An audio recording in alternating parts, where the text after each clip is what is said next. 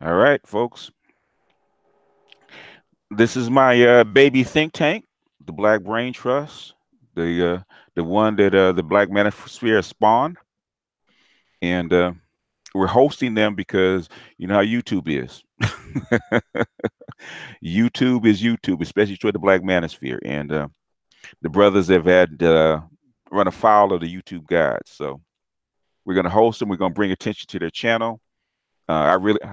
Even though sometimes we might not get along, I believe in the Black Brain Trust because it's something that I would do if I didn't have the IBMOR platform. It's something that I would do. So, um, basically, they're doing the things the way I started, the way I learned how to analyze. They're doing the exact same thing, following the exact same process. They're doing good work over there. So we're gonna host them tonight. They're gonna run the Brain Trust from here tonight. We're actually gonna I'm going to be a guest more than a host. So you guys tune in, and you guys always tell we don't talk about enough serious topics. So this is going to be all meat and no vegetables tonight. So with that, Lionel and Mike, take it away. What you got? You guys hear me? Yeah, yeah. I just wanted to say, thank you for having us. Also, can you do us a favor and kind of update the description beneath the video? There's some Yeah, I just loose did. It should. content. It should. Yeah, it's there. Just hit refresh. I pasted it. What do you need? What else do you need up there? No, it has the initial description in there. It says I have a docket for geopolitics. So if you could just Yeah, edit that out. yeah. Okay. Oh, you're talking about that. All right. Yeah. Okay. Yeah. So just to introduce ourselves, one of the co-founding members with my co-facilitator Lionel. Mm-hmm. We run a channel that's basically focuses on space and technology, geopolitics, as well as economics, and as well as Black tech talk. Hello, hello. Lionel? How's everyone doing today? How you doing today, Good. BGS? Yeah, pot yourself up a little bit, Linnell. Oh, okay. I was saying hello. How's everyone doing today? How you doing today, BGS? Pretty good. All right. Everybody Well, everybody like the video, please. Bring attention to the channel. I know it's impromptu, but like the video. We got 39 watching. We only got 13 likes. So these are our brothers. We ain't seen them in a minute because they're doing the Lord's work on their channel. So like the video. Bring some energy into the room. Questions if you must. But go ahead, Linnell. Oh, Mike, you got it. yeah, we'll start off with the first item on the docket. Mm-hmm. Let me share my screen real quick. The link is in the description for all the links. So Yeah, check. absolutely. Well, I'll go ahead and paste the first one into the chat. Go ahead. Yeah, so this one is from DW.com. Taiwan Foreign Minister, reunification with China not an option. Joseph Wu, the Foreign Minister of Taiwan, told DW that Taiwan could provide a model of democracy for China. However, China would need to accept that Taiwan is an independent political entity for relations to improve. So what's happening here? I'm not going to read the article, but what's happening here is that Taiwan has no interest in actually reunifying with China. Mm-hmm. This is a big problem for China because China sees Taiwan as a part of the mainland. Yeah. However, Taiwan says, well, we're really not, all buddy with you. And this Mm-hmm. causes a problem because Taiwan is buddy with the United States, which causes problem with the mainland China Mm-hmm. because China sees it as you're doing business behind our backs. Now imagine if another country decided, like Venezuela, to do business with Puerto Rico without consulting with Washington D.C. That Mm-hmm. causes problems. Mm-hmm. So that's where the conflict is. Yeah. Well, it's been a conflict ever since. Well, it's been a conflict since the 50s, and it really became a sore point when the British actually left, and basically Hong Kong was actually reunified with the mainland. So it's an ongoing thing. In fact, if you read Kissinger's book on China, China has been shelling on and off Taiwan for God knows 40 years on a regular basis to let them know that you can't go too far. And what they, in my opinion, what they believe is that eventually, Taiwan will be folded back into mainland China anyway because of economic concerns, just like parts of Korea, just like North Korea. Eventually, when China says, if we take over, will we become Taiwan will become like Puerto Rico? They're going to get folded back in anyway. So their goal is actually a reunified China by what 2050, something like that. So they got time. They're not, they're making more of it than it actually is. But this has been an ongoing thing. Yeah, and for for people that don't know the backstory, like BGS hinted at, Britain not owned, but ran Taiwan for a certain amount of time to about like the 90s, the 96, mid 90s, when they turned it over to China and all the officials from China. Oh, you mean Hong Kong? Hong Kong, yeah, Hong Kong. And with Taiwan, somewhat the same thing, but Taiwan been under the protection. I forgot the name of the guy who left and China escaped to Taiwan. Yeah. It was essentially two presidents. He ran China from Taiwan, and it just branched off into these two governmental systems. Taiwan said, "Well, we're the real Chinese." Yeah.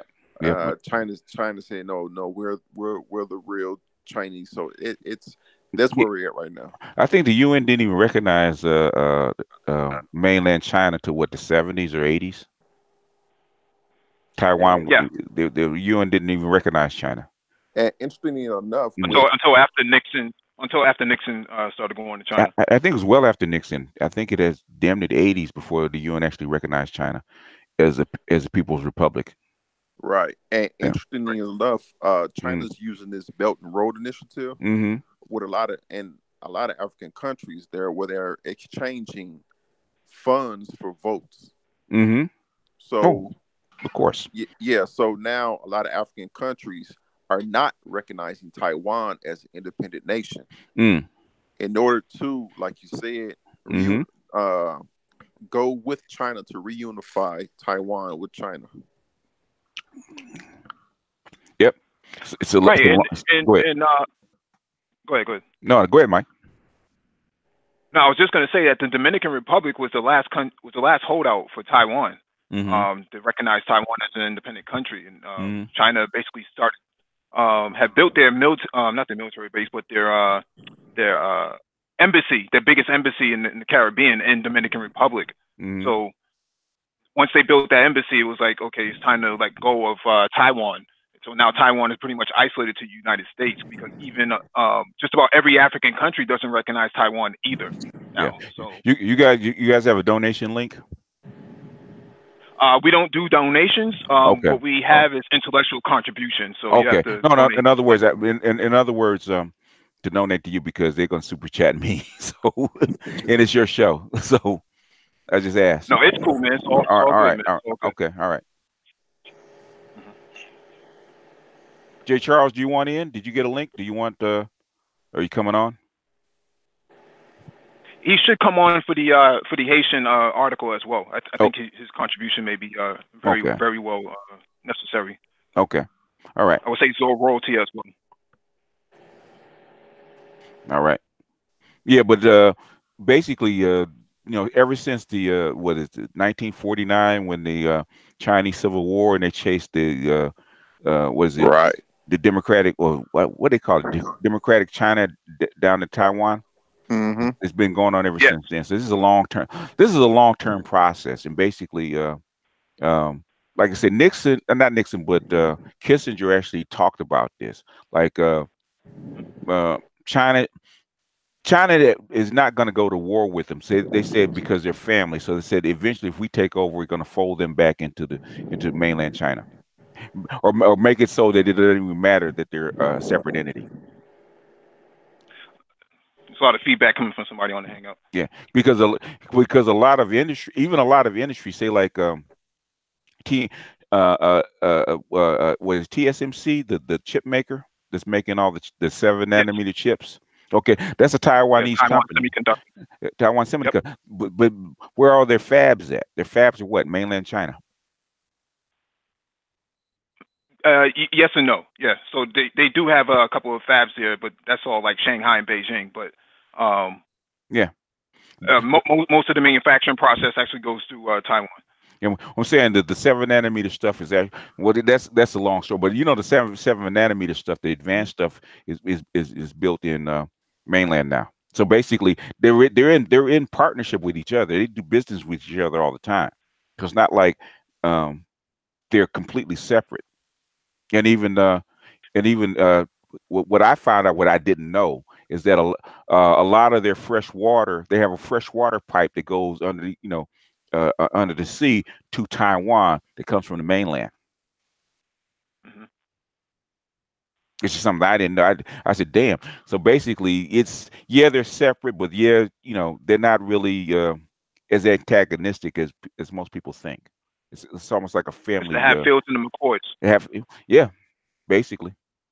Yeah, yeah, and there's been talk about military action, to take back the Mm, island, and there's mm, been a lot of discussion because I know myself had covered this on one of our hangouts before that the United States dropped off a new shiny warship there, and they were out there, and then their new crackerjacks, their mm, the new U.S. Um, Navy uniforms, and it was like that's really a bold move by the mm, U.S. to give them a new warship with these new um, satellite guided missiles that can mm. actually take out quite a few of China's mainland. So China, as a response, said, if we have to go in there militarily, then we will. But China would actually lose going in because the Taiwanese are actually dug in pretty well across all of their islands. A lot of surface to air missile systems, Yeah, tank traps, and all stuff like. yeah, you would, but the thing is, you're not that far away, and it's very easy to move a billion people. You're gonna get overwhelmed. But then the next question becomes, well, what happens? Who's going to respond to that, right? If China moves into Taiwan, does the United States respond? They can, but they can, but the thing is, basically walking into a death trap because you're working off their you're in their backyard, Hmm. and then you then And then you right, yeah. So basically, that's that's that's that's a war that nobody wants. That's how come I don't think you'll ever see it. I think most of that stuff is for right, defense. right. It'll be the worst in the Pacific because then you're talking about they would have to target Guam. They would have to take out Okinawa. Um, and there's been talks in the background about Japan joining NATO to actually help counter China's ambitions of taking back Taiwan as well as South China Sea. So Yeah, there's three bullies on the block, and China's got two of them. mhm. That is, and we're not even talking about the asymmetric warfare, which you talk about oil fields and basically they're just like they're in our backyard. They're we're in their backyard. They're in ours. So basically, they can disrupt what goes on in Asia. We can disrupt what goes on in Asia, but they can actually disrupt what goes on in Latin America and and even Africa because a lot of our food supply comes from South America and Central America. Right, So we're right, we, and yeah. no, I was just going to say that Japan did have a strong influence inside Taiwan as well. Hmm. But that's all been cut short as of recent time. Without technology, you have a shot. With China having advanced technology, it's too many people. It's way too many people, in my opinion. Hmm. What do you guys think? I do think there's going to be a lot of casualties, but I think it'd be more on Taiwan's side than China's side. But China would lose a lot of aircraft going in. Or most of those aircraft would be shot down. Now, Yeah, what what? they have been talking about doing. Mhm. Go ahead. And one thing is, aircraft is fine, but the thing is, you're close enough for what? Ground troops. Well, They're the not going. problem is how do you get those landing ships across without getting them, without going through the land mines or the sea mines, I should say, through the naval paths. One thing about the Chinese mindset, they're willing to lose what? People. Hmm. They got 1.5 billion people. They're willing to lose 1 million people or 2 million people if they Go ahead, if Lionel. if they so desire. What do you think, Lionel? Now, to speak on Japan's Mm-hmm. involvement with NATO, Mm-hmm. we did cover an article a couple of weeks ago how Japan bought, I want to say, 110, 120 million worth of military machinery from America, Mm-hmm. and which reading the tea leaves, which tells us that yes, they are in cahoots with America, and they could join NATO if they purchasing this much naval equipment. Yeah. Well, either one or two things. either you get behind them, or you need to put up your dukes.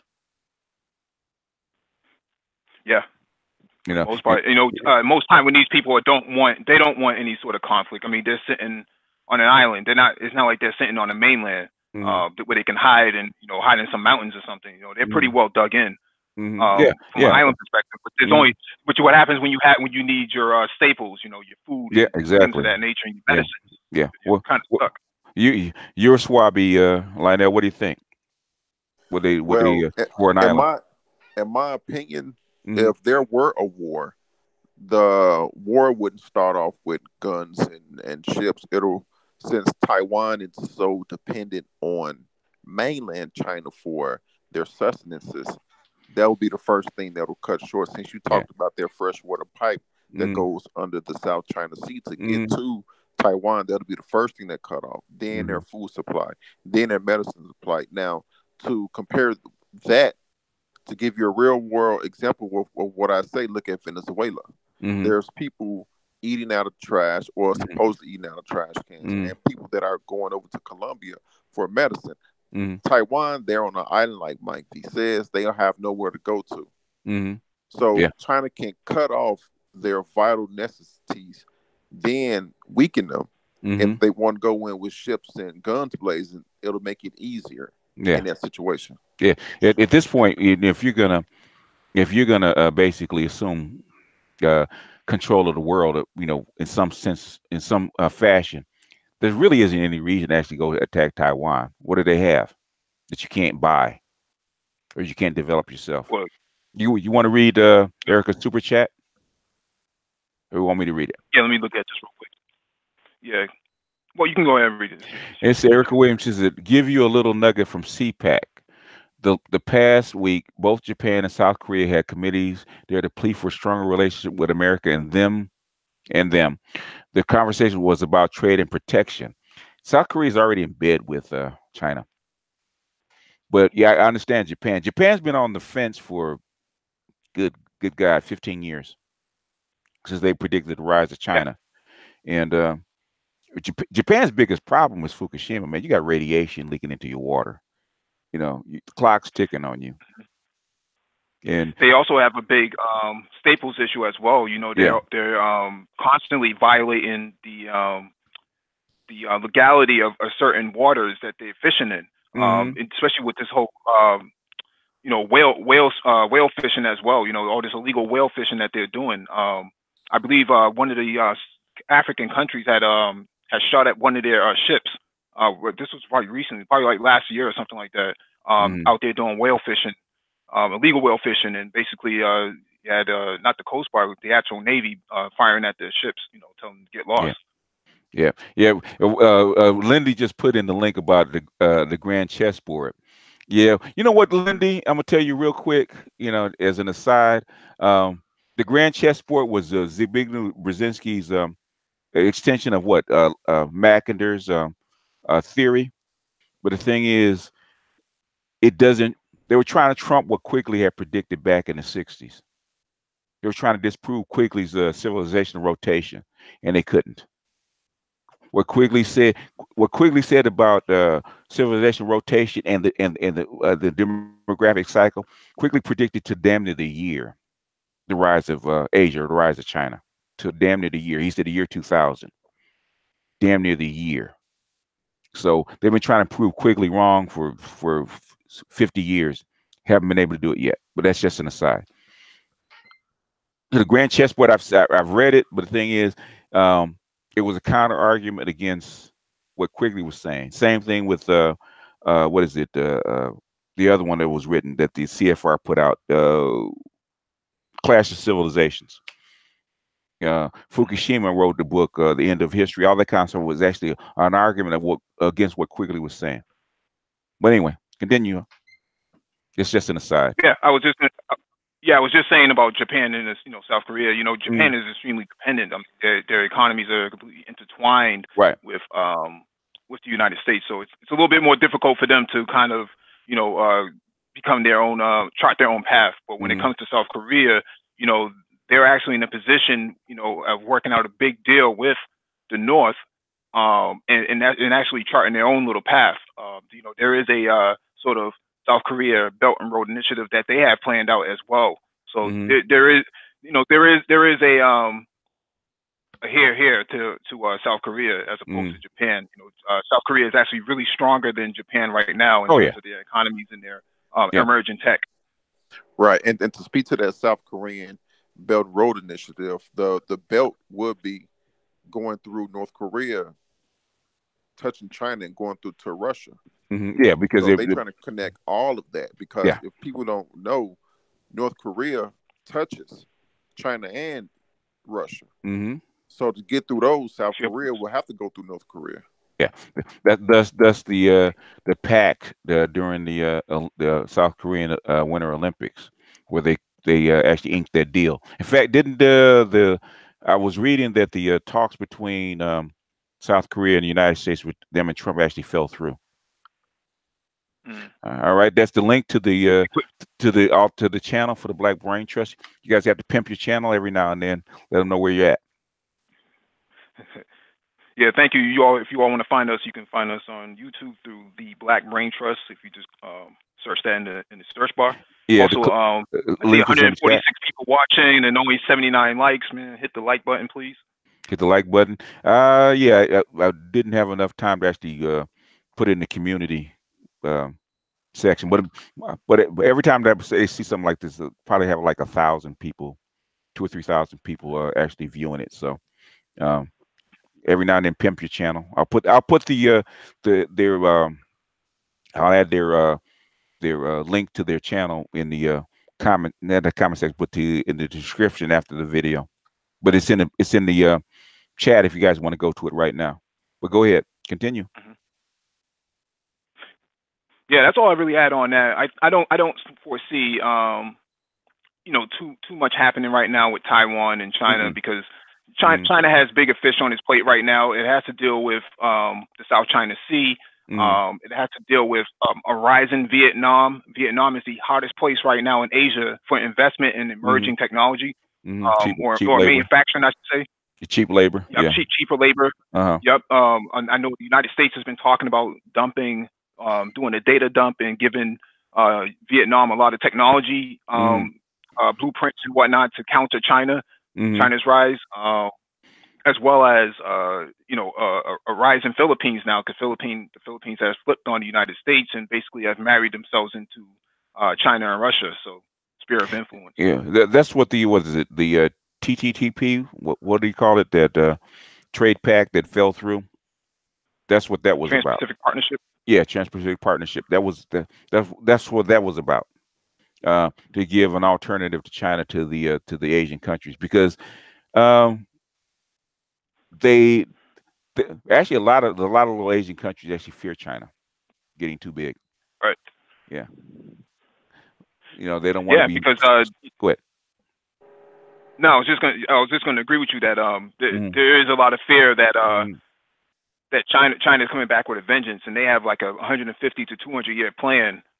Of this whole entire agenda. They're not backing down, and they're willing to put up a fight for it. So, right. And we actually went over an article that talked about how people thought the rise in the beginning, rise of China was fine, but now they're rethinking their ideas and they're saying they're backing up and saying, well, we don't know about this. Rising China was fine. Imperial China they worry about. They're afraid of Imperial China. Because that is the it's already here. I'm not selling something anybody doesn't already know. It's already here. Belt and Road is Imperial China. And the nice, friendly, smiling China uh, that face when Xi actually took over and actually, went to the World Economic Forum. Basically, he's announcing that the smiling Chinese day is over. Imperial China is actually here, Hmm. which worries a lot of people. You know. I just wanted to share my screen real quick for the next article. Okay. All right, this one is from RT. Mm-hmm. Long live Putin. Haitian opposition protesters burn U.S. flag, demand Russia intervention. Mm. Mm. Okay, that's trouble. Yeah, so you have some Haitians on the ground who are actually what we consider to be woke, who are Mm-hmm. basically requesting Russia, China, and Venezuelan intervention inside Port-au-Prince, Mm. and they're Mm. looking to usurp the United States out of position, as well as Mm. I you were don't going to know. say something, Lionel, but Go ahead, Lionel. Yeah, I read this article, and Mike Wright, they want in this order Russia, China, or Venezuela. Obviously, Venezuela can't do that; they have their own problems, so they'll leave it up to Russia or China, who's to say. But they are really pushing, per this article. They have pictures of Putin flyers flying around, burning the American flag, as you can see on the photo. So they see because actually this all started because of the corruption of Right. the president Moise, Mm-hmm. and what he did with the funds Mm-hmm. Venezuela gave them. Mm. So the UC the US is not helping making it better because of past situations. So they're calling on Russia and Putin. Mm. Yeah, that's a lot of smoke. because they yeah, because a lot of people around the world are looking at what Putin and Russia did in Syria, and Mm-hmm. they're saying we want the same sort of leadership, we want the same sort of intervention. Mm. Mm. And now Mm. you see this also transferring into Venezuela. You see this transferring into Sudan, Libya, Egypt, um, now Angola, right? Russia is, there's big rumors, and if possible, probably by the end of the year, if not the beginning of next year, that Russia will be building a naval port inside Angola. So that's on the west coast of Africa. For those of you listening, Angola has been a longtime partner or friendly partner with the Soviet Union, so that a lot of those ties are still there. Mm-hmm. Same thing with Cuba. Same thing with Belarus and a lot of those former Soviet states. They like Yeah. having that sort of relationship. Yeah, but the thing is, when you do something like this in the Western Hemisphere, you bump right up against the Monroe Doctrine, and basically, this is America's backyard. Do you really want that smoke? Somebody wants it in Haiti. Well, Someone, it's an you got a lot idea. of Haitians in your chat right now. Got a It's lot an of Haitians in your chat right now. it's an idea. But do you really want World War III on your home turf? Because look at Syria. Do you want Mhm. Haiti to look like Syria? Well, Haiti does look like Syria for the most part, but No, and no, it doesn't. No, not even well, close. it hasn't had its infrastructure leveled through war. I mean, that's a little bit different. But in terms of the economic development, I would say that they're pretty much on par with the current situation in Syria. So they wouldn't be Mm. losing much. I mean, no one's going to bomb. I don't think the United States is going to bomb Haiti in that particular way. But there will be there will be boots on the ground. But who are they gonna buck up with? It wouldn't, especially it's one thing when you have proxy wars, right? It's a whole another thing when it becomes a theater between superpowers. Hmm. You know, um, when it's a theater war and you get superpowers, what little infrastructure you have will get leveled. The water, Hmm. because it's your water plants, it's your factories, it's your farms, your food production, all that kind of stuff is going to get leveled. A lot of you don't want to be in the center of that. It's one thing, Hmm. being deprived economically is one thing. Being in the middle of a major conflict like that is a whole nother story. Do they really want that smoke? What do you think, Lionel? In terms of what you said, Haiti is just under 2,000 miles from America. That's the that's the southern tip of Florida. Mm-hmm. That's about what hour and a half, 2 hours. If there's a war in Haiti between America, China, or Venezuela, not Mm-hmm. Venezuela, Russia, that is not far off the coast of America, and we all have to remember that America has never been invaded, Mm-hmm. mainly because its geographical nature is surrounded by water, Mm-hmm. Mexico and Canada, and we don't have to worry about Mexico and Canada invading us. Mm-hmm. Um, it would be very close if there Mm-hmm. was a war between superpowers, not proxy, but between superpowers, between America, China, and or Russia. Um, it would be very close to the coast of America, and I don't think that that will sit well with a lot of politicians. Venezuela's too close for for America because there's never been a major war in this hemisphere ever in the 200 years of America, 250 years of America. Never been a major war in this hemisphere. Right. So, uh, I don't think Haiti want. I don't think anybody wants it to start with Haiti, even the Haitians. I know that I feel their angst, but the thing is, Syria and Haiti are way two different things. Two different things. Well, Haiti has something that Russia would want, right? So Mm-hmm. even China as well. And I would probably say that Venezuela is probably included in this as well. Haiti has a lot of untapped gold in the ground. Mm-hmm. So Venezuela has major contracts inside Dominican Republic, which is right next door to Mm-hmm. Haiti for gold, for mining Mm-hmm. of gold. Mm-hmm. They haven't had a whole lot of success getting inside Haiti for mining, but they are in Haiti currently on the ground right now. Mm-hmm. Um, Russia would want the same thing. China would want the same thing because everyone's trying to fall back on gold as the dollar starts to decline and starts to spiral out of control. They don't really trust the paper currency or the fiat currency, so they're falling back on Mm-hmm. raw materials, raw resources. So Yeah. there is a there Yeah. for Haiti.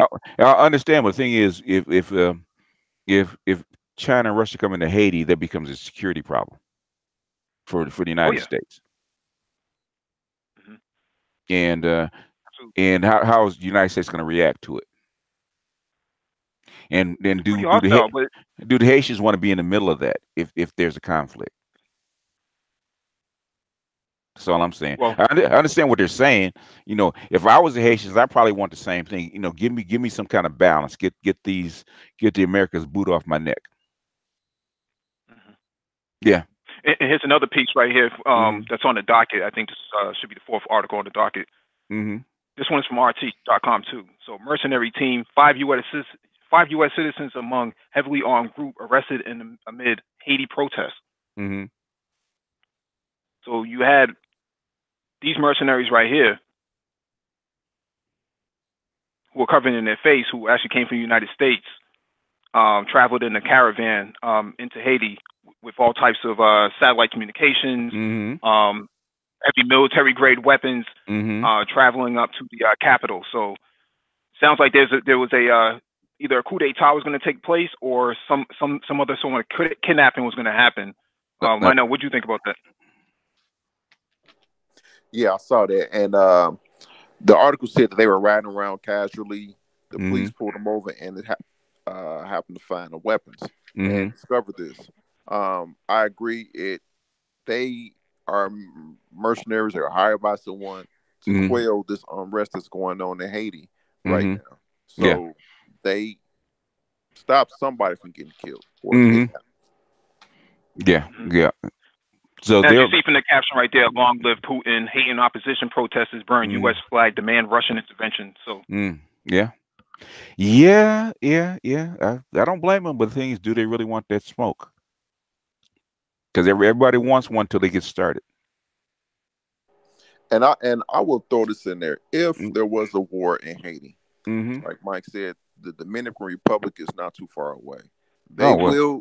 will receive some type of backlash, not backlash, but uh follow. proximity. Yeah, right, proximity damage, and Mm-hmm. also you have other surrounding islands such as Jamaica and other Caribbean islands, and you have Cuba right there also. So it wouldn't be isolated to Haiti per se. Other islands in the immediate surrounding areas will receive some type of blowback because of that. If you're having a non-proxy superpower war on an island, so which means other islands would be confiscated in order for you to put your ships and military there in order to fight this war on Haiti. Well, I think there's a difference between now and maybe going back 40 years ago with Papa Doc and the rest of those yo-yos that were in charge. You have the advent of social media. People can see what's happening in real time, that so they can sympathize and empathize with the people on the ground. I spoke with another gentleman from I think from RT, and he even said himself that what's happening in Haiti is a tragedy, and you know that everyone should know about. You know, and this is coming from Russians that are saying it. So. Or people that are in Moscow saying that that's ridiculous. That should never happen, right? But it's happening under U.S.'s watch. One of the biggest problems I think we have as Black people in America is that we're not politically organized to actually speak on behalf of Haitians in their struggle. So I know there's a whole hashtag going around right now, but I'm saying if we really care about what's happening, you know, in the island, and as well as the oppression that's happening, then you know we should have been organized to actually speak politically to to their you know, to their struggles. Yeah, let me read the super chat real quick. Zoro Royalty says, "I doubt Russia would do anything in Haiti. The U.S. Army, U.S. is armed and trained." Has armed and trained death squads in Haiti. Any pro-Russian or Chinese government in Haiti would get overthrown. You're most likely right. I don't think Haitians really want that smoke. I really don't. I think they should let it, deal with what's on the ground and let that play out. They're actually playing in over their heads, in my opinion. Well, I think the reason they're doing this, asking for help, is more of an emotional cry out. Yeah, because of what's going on, because of the money being stolen. They need and want help, and they're grasping for any olive branch that they can. And maybe it's put more pressure on the United States to actually give back some more aid, let some more money flow through to the poor folks to actually squash some of their dysfunction. Mister, go ahead. You want it in? What's up, BGS? How you doing, bro? What's your YouTube name? Sure, I don't really have a YouTube. I just been on getting on here fucking with y'all, but I don't know. I go by Mr. G or whatever. All right, okay. This is geopolitics, man. Why you want in? What you mean? I know politics too, man. No. I said this is about geopolitics. Why do you want in on this conversation? I don't know. I don't know what you know. Contribute. Oh, okay. Yeah. What you guys was just talking about as far as Haiti, that situation is really complicated, man. It's like really complex because of the corruption out there. And then you have an oligarchic class in Haiti. Like that's what people don't understand. In all of these islands, that's what you have, just like back in Africa too, I'm sure. But you have this oligarchic Arabic, Jewish, Syrians, motherfuckers out there. They've been like out there like sucking the blood out the country. Like they monopolize everything.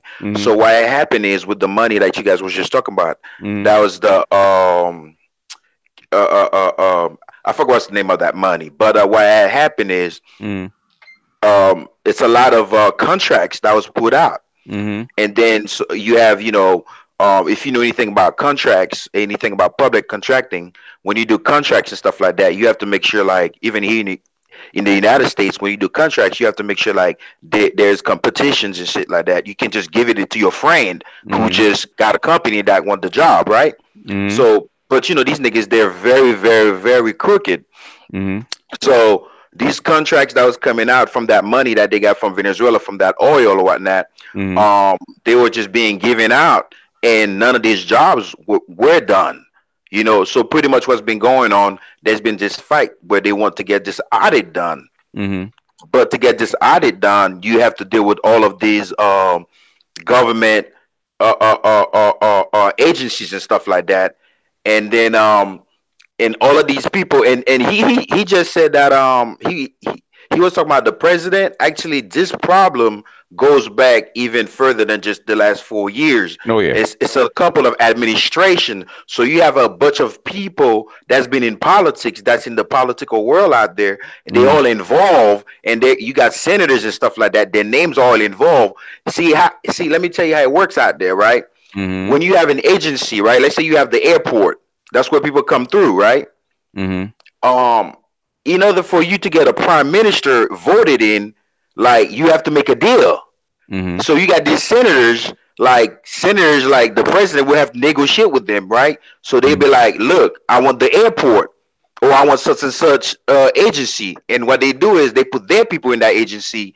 And when all the money, the funds, the public funds that come through that shit, them niggas be sucking that shit up. Mm-hmm. That's how that shit work. So what happened is, they've been trying to get this audit done, and then there's been a whole lot of fight. The information they're supposed to be getting, they're not getting it. So there's been a lot of strikes. Okay. Mm-hmm. Over the past, like month that's been going on? Yeah, month plus actually. A month plus. So what do you think about them trying to appeal to Putin? Do you think that's a good idea? What had happened is pretty much from what I heard, since I've been following the news, it wasn't pretty much something that was organized, like that's backed by any of the political parties that's protesting, and that's like opposite parties, or even the party that's in charge right now, because it's a lot of supporters, senators, different people that represent different groups, and they were on the radio talking about like this is just a fluke. It's not anything that they support. It's unsanctioned. What you're trying to say? Exactly. It's not backed. It's not backed by anybody. It was just something done, and then they did a lot of them are saying like something like that should not get done. Like that's what they were saying, like straight up. So it ain't really nothing like that. Okay. Any questions for him, Mike or Lionel? No, I think he's spot on the money. You have the oligarchs that are in charge of Haiti, and so it's separate by the oligarchs at the top and the peasants at the bottom for the most part. And a lot of countries run this way. I think Saudi Arabia pretty much runs this way as well, with their monarchy in place. And you have all these people on the ground who are illiterate and can't really fight their way of a wet paper bag. So they're pretty much stuck on their in their environment. So right. And I agree. And like I said, hence the emotional outcry to grab something that will help, which in their opinion would be, and you can tell how Mike said I'll use the word ignorance. The many they don't know. Venezuela, they may not know what Venezuela is going through, but they adding Venezuela to the people that can help. They may not know. So, but they do know, and because of the news and so forth, of the capabilities of Russia and China. So they're grabbing on anybody that can help them to get out under the yoke of this Western Hemisphere's power. Yeah. Also, you guys, while you guys are listening in the background and liking the video, I want you guys to go to the Black Brain Trust and subscribe. Hopefully they can actually put up some of your old videos are actually still up right on the old one, right? Yeah, the last one we did was about a week or so ago. Okay, so yeah, go right now. Go to the Black Brain Trust and subscribe. Give the brothers some support. Yeah, you got a subscriber, bro. All right. Hey, all right. And if you guys want to get on, we kind of limited this to email only, invitation only. It's not a regular hangout. So. Yeah, and BGS, if I could touch on the. Go ahead, real quick. Oh yeah, I wanted to touch about the thing that they said about those mercenaries, man. Like it's really crazy. Like it's nuts, man. Like the whole shit, man. Like those guys couldn't get questioned or none of that. Like That's like that junk is like it's like a pure mystery.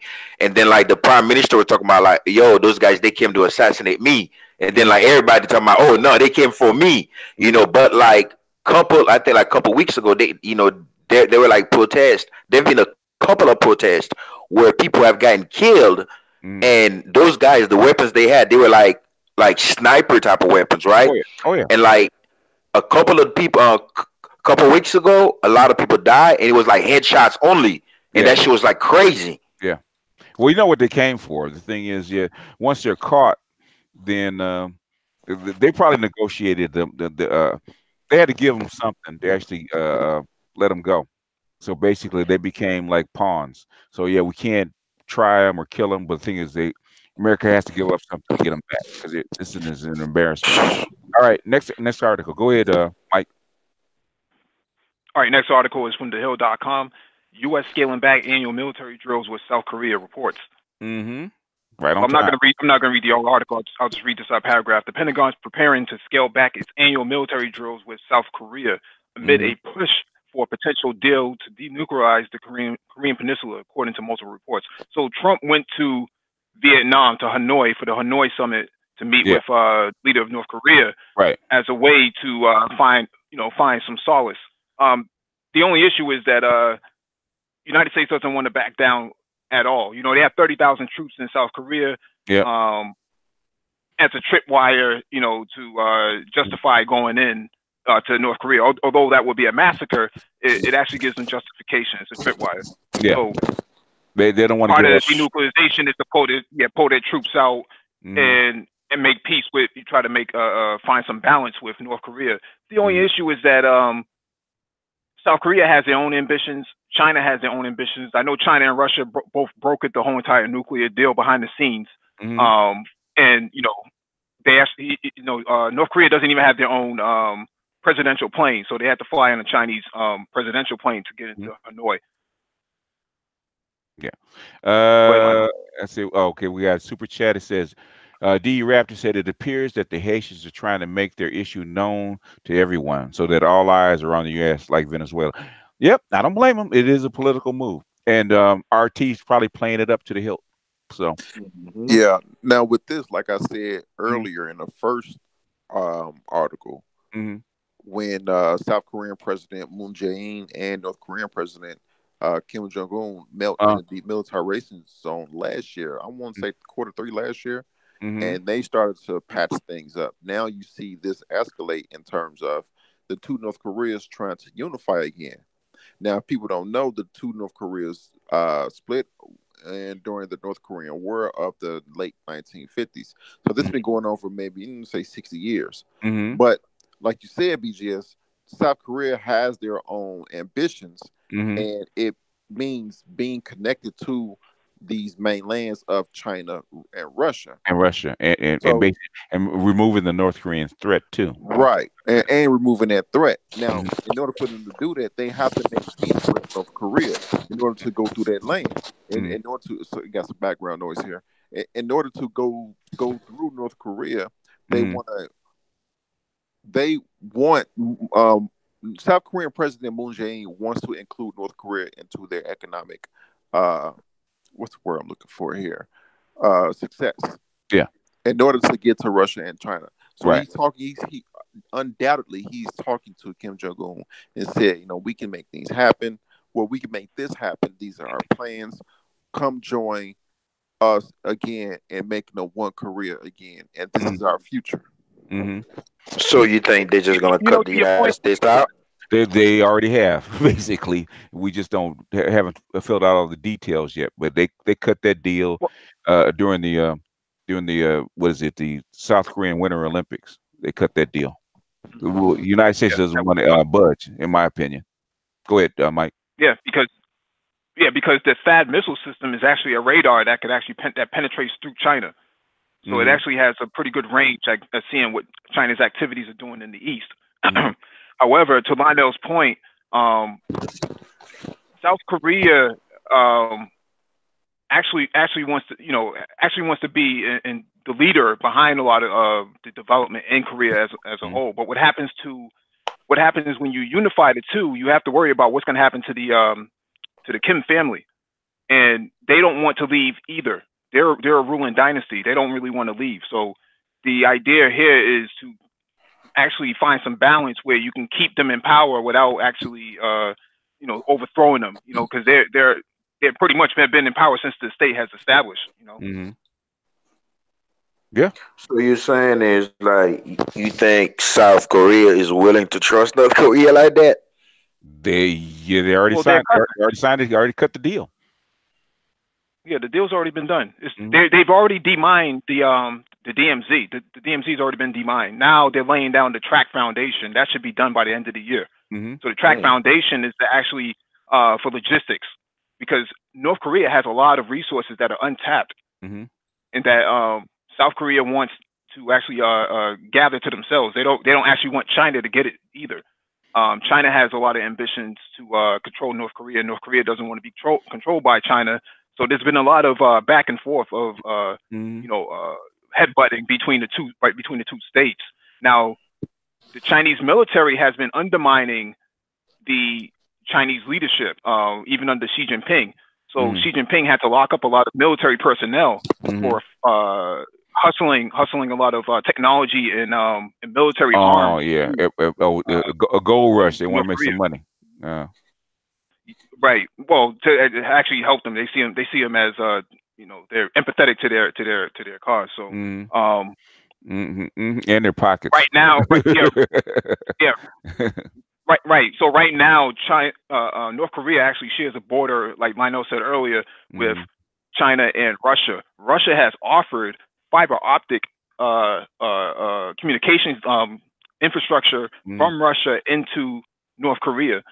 They also offered natural gas from Russia into North Korea, into South Korea. In order to make that happen, you have to unify the Koreas. Yeah. So there's a lot of infrastructure development that needs to take place. That there's only one way for it to take place, and that's to denuclearize the whole entire region. Yeah. Everybody is asking me questions, emailing for a link. Have you guys gone to the Black Brain Trust and actually subscribed? Put a one in. Put a one in if you did. Okay. And I want to piggyback on what Mike said with North Korea's infrastructure. When you look at North Korea, they're caught in a time loop. They're caught in the 50s and 60s during the North Korean War, like Cuba. Yeah. Right. But with Russia offering to inject a futuristic infrastructure, the North Koreans don't have those creature comforts. Yes, they have Applebite. Did you subscribe to the Black Brain Trust? Why you asking questions?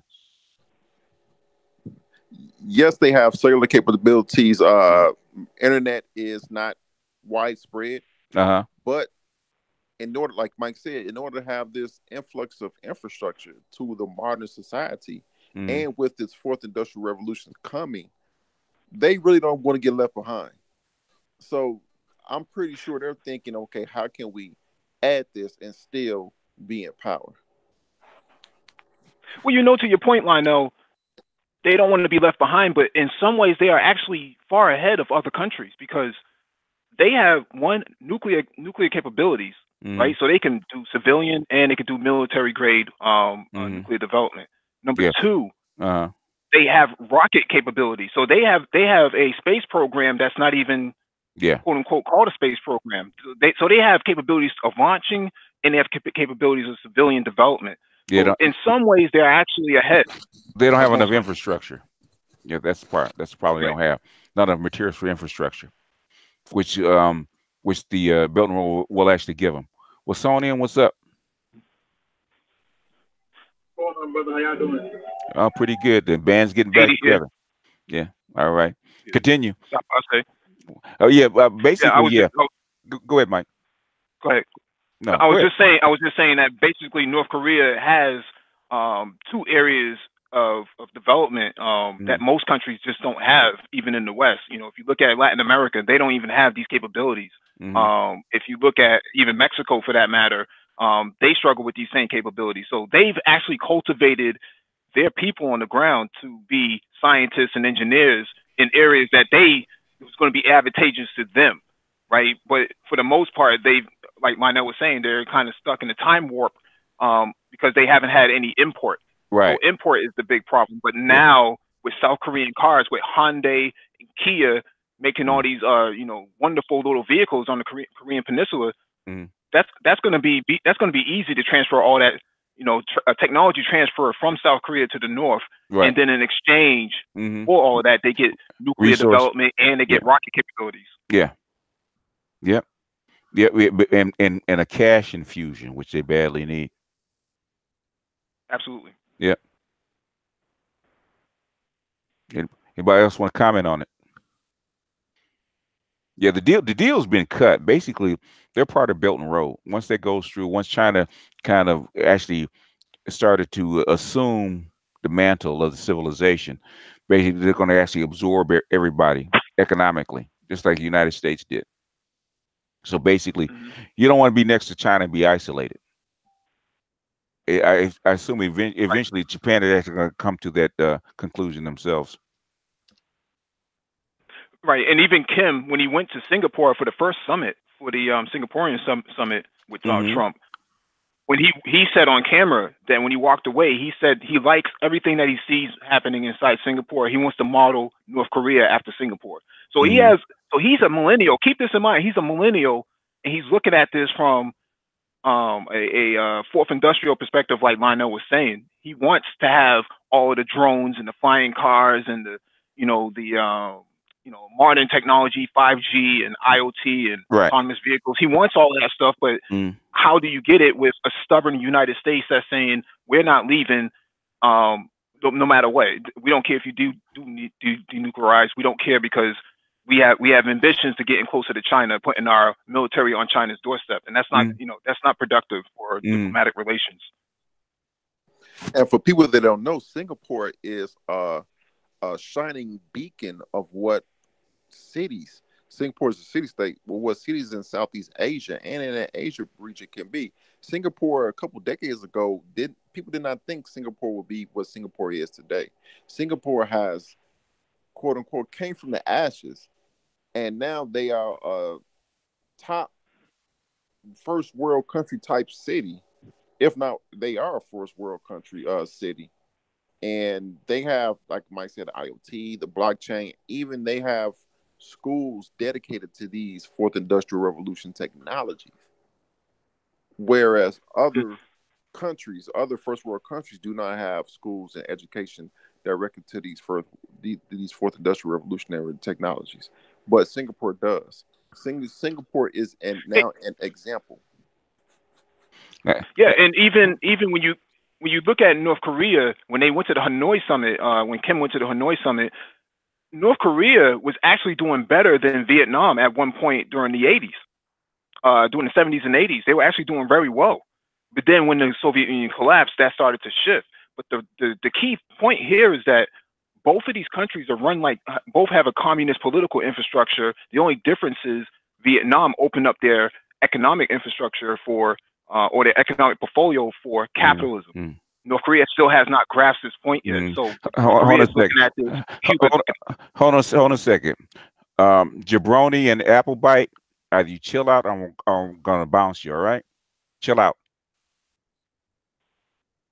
It's a logical discussion. Chill out. Because I will bounce you. Because when we talk about this, they do watch, okay? You can't talk recklessly in a discussion like this, right? Chill out. Because I will bounce you. All right? Go ahead. That's where I'm at right now. I know if you can jump in. Oh, that's all I have. BGS, I just read that dude comment, man. Yeah. These people crazy. What I'm saying is, come on, man, don't play me. Niggas be ignorant, man. Don't play me, man. Stop that shit. Don't play me, all right? Chill out. For no reason. You know who's watching. Chill out.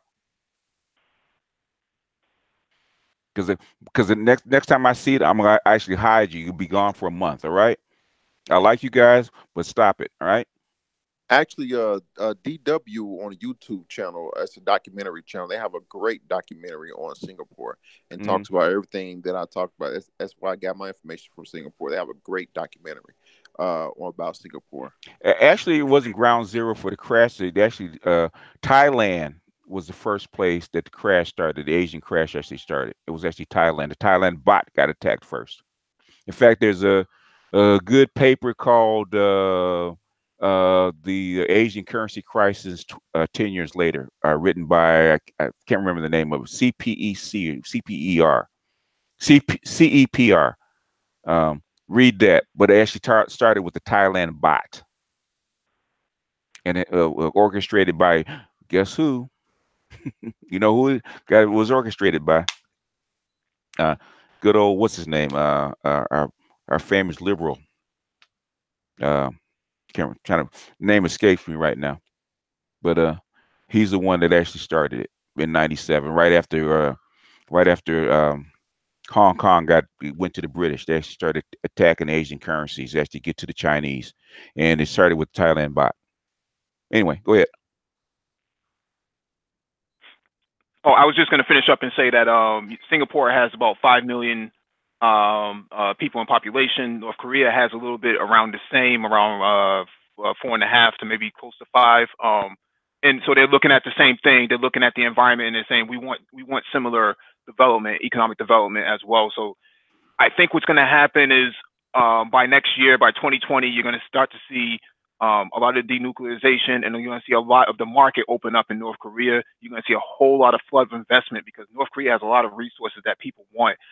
We know that North Korea has been friendly to, I know people want to laugh, but Dennis Rodman and other black celebrities that have come over there. So I think if black people were really, mindful and strategic, then they can actually make some investments in some of these areas and actually get a piece of the pie. Yep. I got another article we can jump to if nobody else has anything. Go ahead, jump in. It's your show. Jump in. All right, this article is number 6. Let me share my screen.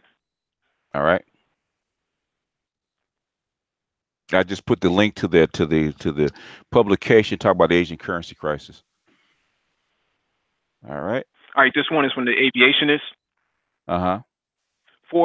Four F-117s conducted covert airstrikes in Syria in 2017. Reputable Dutch Scramble magazine says. So what they're talking about in this article is that there's a possibility of no hard facts on the ground, but the United States has used the old Nighthawk from the Clinton administration to actually conduct airstrikes inside Syria. So whether or not this is true, I don't really know. I don't really put too much weight behind this because no one else in Syria has seen this. But the reports are that the Air Force is actually dusting off the lint and dust off of the Nighthawk, to use strikes in Syria. Yeah, isn't it true? It wasn't there an article that says the Russians can actually see this thing, the updated radar can actually see this thing, so it's not as yeah, it can pretty much stealthy as it used to be. Yeah. Yeah, the S-400 could actually see it. I think the S-300 back in the European War, the 99, what is that? The Kosovo, Serbia War. So I believe they shot that one down, and I believe the Chinese and the Russians actually got a piece of it and took it back to their labs. So maybe they've tailored their radar systems around it even better now than what it was before. But the United States pulling this trick out of the bag at the last minute, I don't know. It's kind of a stretch. Maybe it's hard. Maybe it's hardware they had to spare. I mean, the rumors are that the rumors are that United States could be using these as drones, taking out the old analog guts and just replacing it with 5th generation hardware, turning it into a big drone. Okay, could be. Okay, I wouldn't doubt it. That is, the Chinese have been doing that. Russians have been doing that, taking old hardware, making them into drones. Go ahead, Lino. Well, the saying said the S-500s can see it. Now, for this one, I don't have too much information. As you all know, I'm a Navy person. I'm not too much keen on the F-17s, but in Syria, to touch on what we touched on before about Syria's infrastructure, I can I can see I would just agree with what Mike said on this one. Yeah, I know DE's an old Air Force guy, so he probably knows more about that. But right.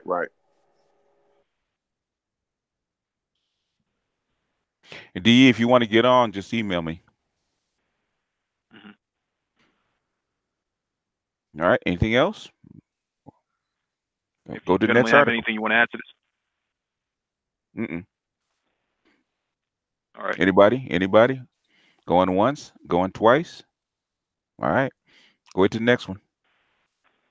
All right. This one is from offguardian.com. D says, yes, it is said the U.S. is using these aircraft as drones in Venezuela also. Okay. All right. This one is from offguardian.org. Ukraine, NATO, and the Constitution. So what Ukraine is actually doing now is they've tailored their constitution under Petro Poroshenko, who is the president of Ukraine right now, with the idea of joining the European Union means that we have to join NATO. So Russia, Putin said a few years ago that Ukraine joining NATO means war, meaning that if Ukraine joins NATO, we will attack.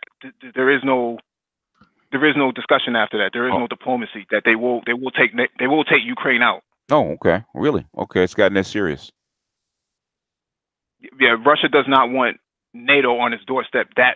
In that part of the region. So you do have Estonia and Latvia and these other countries that are joining NATO, but those are different parts of the region. But Ukraine actually joining NATO means a declaration of war. And now that you tailored your constitution to this, you're asking for something really, really big.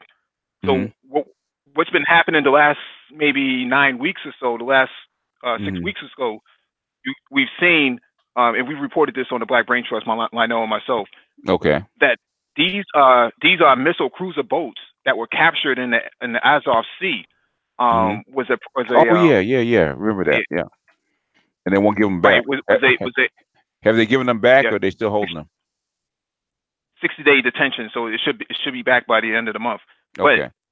But what they use that as provocation to set off a war with to invite NATO in and to set off a war with Russia. However, Russia is not going to, NATO doesn't have any ships that can sail in the Azov Sea because it's shallow. It's only 10 feet deep or 20 feet deep. Okay. All their ships are meant for deep water, so they don't have any shallow draft ships. However, the United States is actually building a naval base right under Ukraine right now, right in one of their western cities right now. Wow. Okay. And the British and the Canadians are actually putting the construction together for their naval port that should be finished by the end of the year. So okay. This is big stuff. Go ahead, Lionel. Yeah. Now Ukraine makes me scratch my head because they're so dependent on Russia for energy and other things.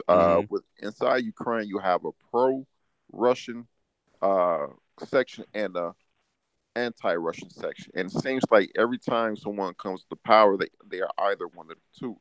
It goes back and forth.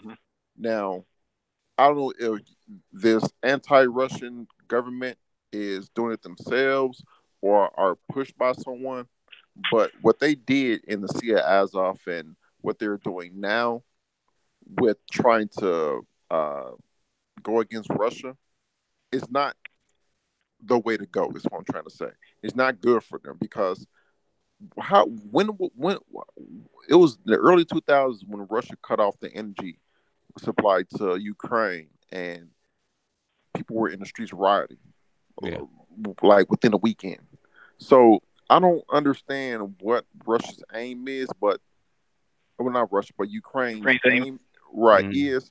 But how they're doing it is not the way to go. You're just going to have a repeat of what happened a couple of years ago. I can speak a little bit on that. The thing is, Russia. Go ahead, Black Zeus, jump in. The Ukrainians hate Russia the way Dominican Republicans hate Haitians. Mm-hmm. Yeah, they Because always have. I went to school with a Ukrainian guy, and he was telling me about because his family had to leave there. He was telling me his grandfather, they killed his grandfather, they killed like his uncles and all that stuff. Mm-hmm. So that hate goes way deep. Even because, like you talking about, common sense would say you inside with Russia because you're in the region y'all pretty much connected economically. But yeah. Yeah, because of the old Soviet actually came in and took the country by force. Yep. Right, and Ukraine actually owes Russia a lot of money, back pay. So there's a lot of debt that for energy. We're talking about just energy consumption. The only reason that Russia, there's a lot of feedback coming in the background. You can mute up, please. Okay. Yeah, there's a lot of back pay that the Ukrainians owe Russia, and all Russia has to do is cut them off. Cut off the energy right now because it's winter, right? Cut them off and let them freeze. But that would be inhumane, and that's what and Putin knows this. That's why he's letting this go. So Gazprom, who is the company that supplies all the energy through Ukraine to Europe, is actually the ones involved in this. But there's a Nord Stream pipeline that actually is supposed to come through, or that is coming through Ukraine from Russia into Germany to supply Germany with energy. The Europeans don't want Ukraine being a part of the European Union because Ukraine has nothing to offer. They are broke. There's a lot of HIV issues out there. A lot of their engineers and scientists have all went to China because China has pretty much bought all of them out. There's really nothing that the Ukraine has to offer. Except a lot of trouble with the Russians. Right. Now, correct me if I'm wrong. Didn't Moscow say, instead of routing their pipelines through Ukraine, and because of the trouble Ukraine is giving them, they're going to route it either through the Baltic Sea straight to Germany or through Belarus and Poland. I think they're going to route it through the Baltic Sea straight to Germany instead of routing it through Ukraine to Germany and through Europe, which means Ukraine charges Moscow to route them pipelines through their country, which means not only are they already broke with the pipelines, if Russia does that, they will cripple Ukraine altogether. And NATO, which is the North American Treaty Organization, putting Ukraine in there, that's not a good.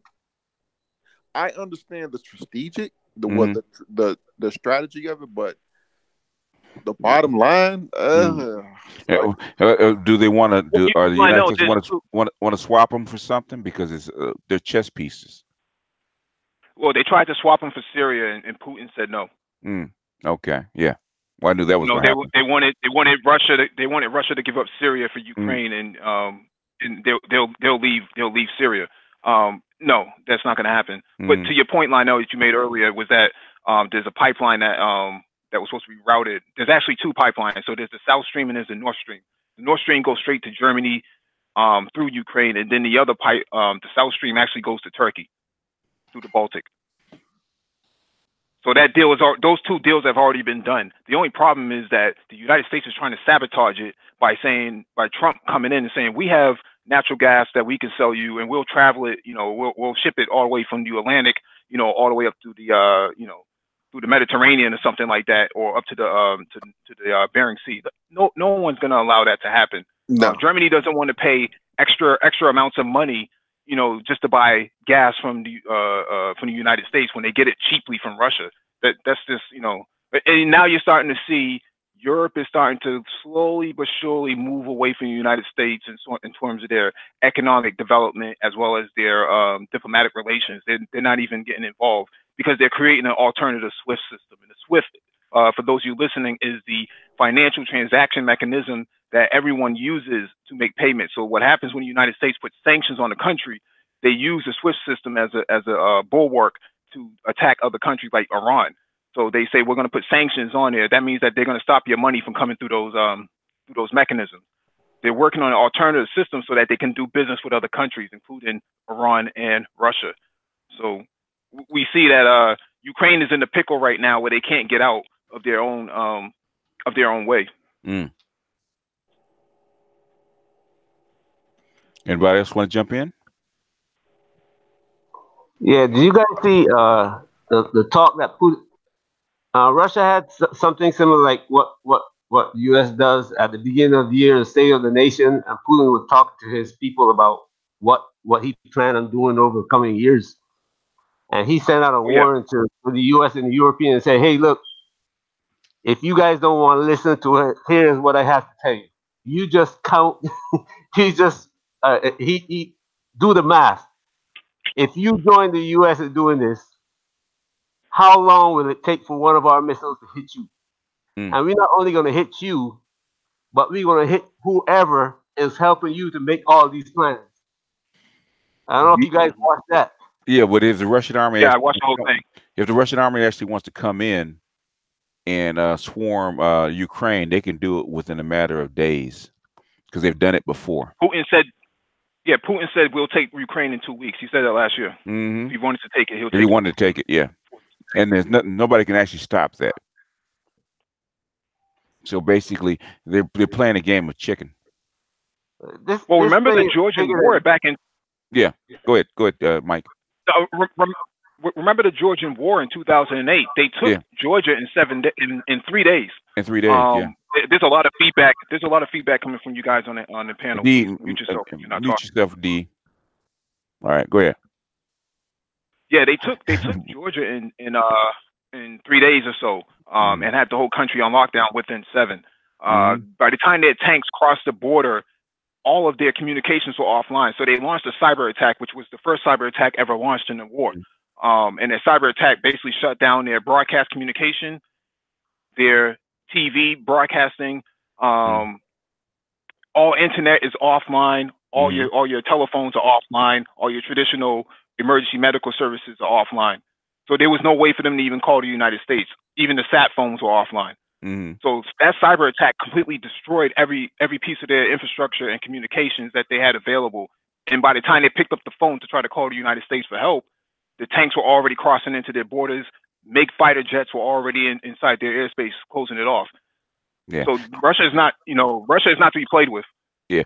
Crimea was not even a war. Crimea just said it announced we're not part of Ukraine anymore, and Russia moved in. It wasn't even a war. It was yeah. Basically, they had troops on the ground within minutes. Yeah, within minutes. Yeah. Plus, you already have the naval base naval bases right there, so they don't have far to go. So Crimea wasn't even a war. Now the shot was fired. Lionel, you have anything you want to add to that? No. The Russian army is a lot more powerful than you think. Yeah, they're very advanced. Go ahead. You can imagine Russia is almost like the U.S. There's only one time that foreign troops has really made any headway into Russia, and that's about 1917 or so. No, it was actually 2 times. It was actually Napoleon and Hitler are the 2. I know about Hitler and then Napoleon, the Battle of Moscow. Each time the same thing happened. Yeah. they both died the same way. I don't think the United States has any inclination nor proclivity actually invade Russia, and so it's more of I think it's a more war of words and positioning. I think they're going to probably use them as a bargaining chip. They want something.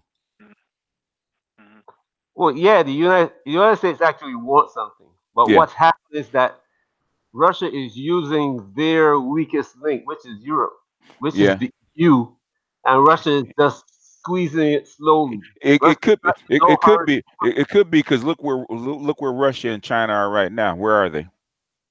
Exactly. Yeah. So in other words, so nobody wants a shot fired down in South America. So they're going to use other means to try to put pressure on Russia and China actually to move. Exactly. So we'll see. Right. Russia and China are actually coordinating these things. They actually, if you watch them carefully, you see that they're coordinating. Even in Syria, you see that they're coordinating because China started building what's called Spratly. The Russians went into Syria. Are you just now peeping that, huh? Oh no, I saw it when all that started. I was watching it carefully. Now, in other words, who do you think got Russia off their feet after the United States carpetbaggers actually came into the old Soviet Union and started raiding them? Who think got them back on their feet? China. That was China. 1994, it's called the Shanghai Cooperative. Remember exactly. that? And when the U.S. started putting sanctions on Russia over the last 3 or 4 years, the Chinese said, "Hey, we're here to help you." Actually, that was actually in actually, well, it's once in 2010 and then in 2012. Yeah, so it's been a few times. That's why it doesn't work. And Go ahead, Russia was on its knees after the Soviet Union collapsed. So they were looking for help from anybody because the United States came in and basically raped and pillaged the infrastructure inside Russia. And that's what brought Putin back to power in 1999. That they wanted a strong man that can come in and actually assert himself. And like BGS, you've mentioned this many times with the pen incident where Putin made one of the oligarchs sign with a pen when he didn't have a pen of his own. He said, "Oh, well, I don't have a pen right now. Well, here's this pen right here. You're going to sign at the dotted line." Yeah, there's actually somebody actually wrote a book about that. I think is it How We Made It in Russia? I have actually had it. He actually wrote a book explaining that how Putin actually came to power and what the oligarchs are actually doing at the time. So I saw. Sorry about that. Go ahead. I saw a video. I actually saw a video with this Russian general, and he explained exactly what happened how Putin came to power, and what happened when Putin came to power. How there was this big divide between Putin and Yeltsin's people, and Putin had to get Yeltsin's people on his side before he could move against anybody. Yeah, he threatened them. Yeah, he's OKGB, so he threatened them. Get out of the way. This is going to happen to you. Same thing he told the oligarchs. And the ones that didn't come to heel, guess what happened to them? Because I don't want your money. You can make as much money as you want, but this is what I want. That's what he told them. They either get on board or get out of the way. Go ahead, Mike. No, I was just going to say he told the owner of the Brooklyn Nets, he's a Russian guy himself. He told him to sell the team and bring the money back to Russia. Before they take the team from you, before the United States confiscates it from you. So okay. This is serious. This is serious business that he's talking. Sell all your assets in the United States and get out right now. Yeah, it's gonna be interesting to see how it plays out over the next 5 years. Anything else on this story? Anybody? Jump in. Don't be shy. Wilsonian? Black Zeus? Did anybody see anybody saw they had a RT show the Belarus prime minister or president going to Moscow to meet Putin? I didn't see it. Yes. You saw it? Lukashenko. Yeah. What about it, Zeus? I mean, what about it, D? Yeah, because Russia is gradually talking these other nations all around Russia into joining them into not a NATO or EU type operation, but as what they were saying is that we are independent nations and we are joining like states. You know how the United States has 50 states, and each one cooperate to make United States. It's called bandwagon effect. Guess who the new hot boys in town are? The new hot team. Yeah, what you're talking about is the European Economic Union, the EEU. That's what the Russians started. So what the Russians want is to tie in all of those. There's a lot of feedback coming from somebody on the Hangout. Please mute yourself if you're not talking. Go ahead. Yeah, what Russia wants to do is actually bring all of these countries back into an economic union rather than a political union, because it doesn't benefit them to actually go back to being a political overseer.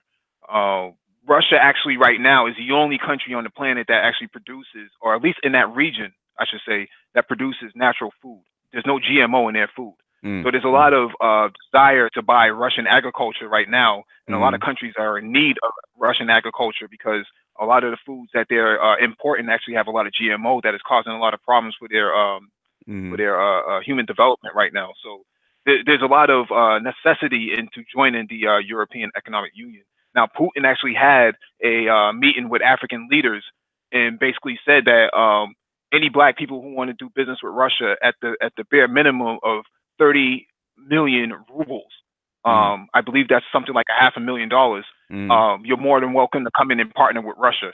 So there's a lot of maneuvering going on with Putin and some of these either old Soviet satellite states or new states that have new leadership in place. We saw what happened with the Italian interior minister calling out France for its colonialism in Africa. Italian, the Italian interior minister calling them out, and now you're seeing Italy moving closer to Poland and actually trying to get away from the EU and saying that the EU really doesn't benefit us. And then you talk about Brexit with the British trying to leave the European Union as well. So the European Union is very fragile. Everyone's looking for a better opportunity somewhere else. So and looking for the hit the escape button, the exit button. Yeah. Well, get my parachute before it's too late. Yep. Yep.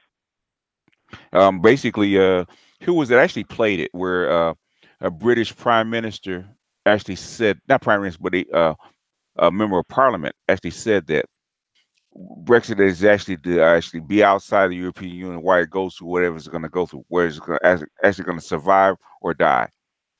He says it's better for Great Britain to be outside of the European Union while it goes through this. He actually said it out of his mouth, which is something I already figured. All right, we could jump to the next article. Go ahead. All right, next article on the docket is from Press TV. Pentagon deems U.S. military's new $50 billion tactical vehicle not operationally suitable. So U.S. government, U.S. military spent $50 billion on the vehicle that you see on the left from the Humvee. They spent all this money on this vehicle and bought like close to 50,000 of them, and they're not even usable for actual military warfare. That's a lot of money to lose, for what they're trying to achieve. Now, I'm not a military guy per se, but I can see where where this would actually impact the U.S. military. Who wants to be inside of a vehicle that has a whole bunch of blind spots and less survivability, not able to carry advanced weaponry in terms of Hellfire missiles and so on and so forth. Did they? I know you have anything? Did they actually check these plans before they actually start spending this money? It's called computer design. Yeah, go ahead. But BGS, I'll be honest with you. I think a lot of this money is being funneled out. We saw the same thing happen with the Zumwalt warship, that this advanced warship that's supposed to be so great. That, the Pentagon, the U.S. Navy spent they bought 32 of them at like $800 billion, not $800 billion, $800 million or something like that to that effect. And none of these ships work. Okay. Yeah, so, a lot of times they almost have to spend money, and then they'll ask questions last. With this, it's a problem because if you have that ground warfare and are in vehicles that do not keep you safe, it's a big problem that you won't be in. So they're gonna do it just like the Blackhawks and the Apaches, basically modify them to make them work. They could to a certain extent. Go ahead, Mike. No, I was just saying that's a stretch. Well, that's basically with the Apaches, right? Because the coating they had on the propeller blades, right, would peel off and make the damn thing crash. So they actually had to wrap it in like Teflon tape or something like that to actually make the things fly. They actually had to come back and actually modify them after they bought them. Yeah, because in Desert Storm, they got a lot of sand in them, and they had to ground a whole lot of them because they weren't really functional. So they had to go back and actually rip out the guts and modify the damn thing so they actually work. So they're probably just gonna modify them. The hell with it. Can't send them back. You already spent the money. They have to spend more money to actually modify them, But you're right. Probably a lot of the money probably didn't go on to the actual making of the $50 billion is a lot of money for vehicles. It's a lot of Right, money. and this kind of yeah, this is what separates Russia and China from United States, where they don't actually their institutions are actually state run, right? So their military industrial complex is state run, whereas the United States, this is handed off to Oshkosh or Lockheed or Boeing, right? So they can afford to mess up and keep saying, well, we need more money to fund these operations. This warship, it's having problems, but if you just give us $10 billion more and extend the contract out, then we'll fix the problem. In Russia, that wouldn't happen. If you mess up like that, they'll chop your hands off or something like that. Yeah. Well, yeah, you see the firing squad or something similar. Same thing in China. Yeah, you have to answer to somebody. Yeah. Sometimes with your life. That is true. Liberal country versus authoritarian country. From my observation of the difference between us and China and Russia is that the Russian, you look at take the AK-47 for example. These guys made a weapon, and it's been around for how long now before they made some minor adjustments to it to make it more deadly? 70 years, something like that. Exactly. Yeah. When I was in the military, my M16 was jammed like crazy. Are we still using M16? That my son is just telling me that his gun, his rifle does the same thing. You see what I'm saying? But they use M4s now, right? We try to make these high-tech weapons. This vehicle, they had a problem with the Humvees in Iraq and Syria, all the wars they fought in the Middle East. And they didn't try to, they put on armor plates on them and all that. But somebody came up with the idea, you know what? Let's make another vehicle better than that one and put all this high-tech equipment in that we could, if somebody shoot a missile at us, we got this high-power weapon that can tear up the missile. But then guess what? The vehicle itself is not good. So we try to make these high-tech stuff and sell it, and the government buys them from somebody who's got a congressman. He's got a military, got Boeing in his backyard, and Boeing comes to him, and he wants to make Boeing the manufacturer for this. So that's the problem. Whereas in China said we want this specification because we want to do this job, and somebody makes it. Right. Their company is actually Norinco. Is one of their main military manufacturers in China. Is Norinco. They make a knockoff AK-47 from the Russians, but a lot of their stuff is all knocked off. But they're actually cheaper than even what the Russians charge. So there's a lot of incentive to actually to make stuff that actually works. Now they have sold stuff in Africa to African militaries, but what the Africans have found is that a lot of their tanks are actually stalling on the battlefield. You had helicopters either not taking off or not landing properly.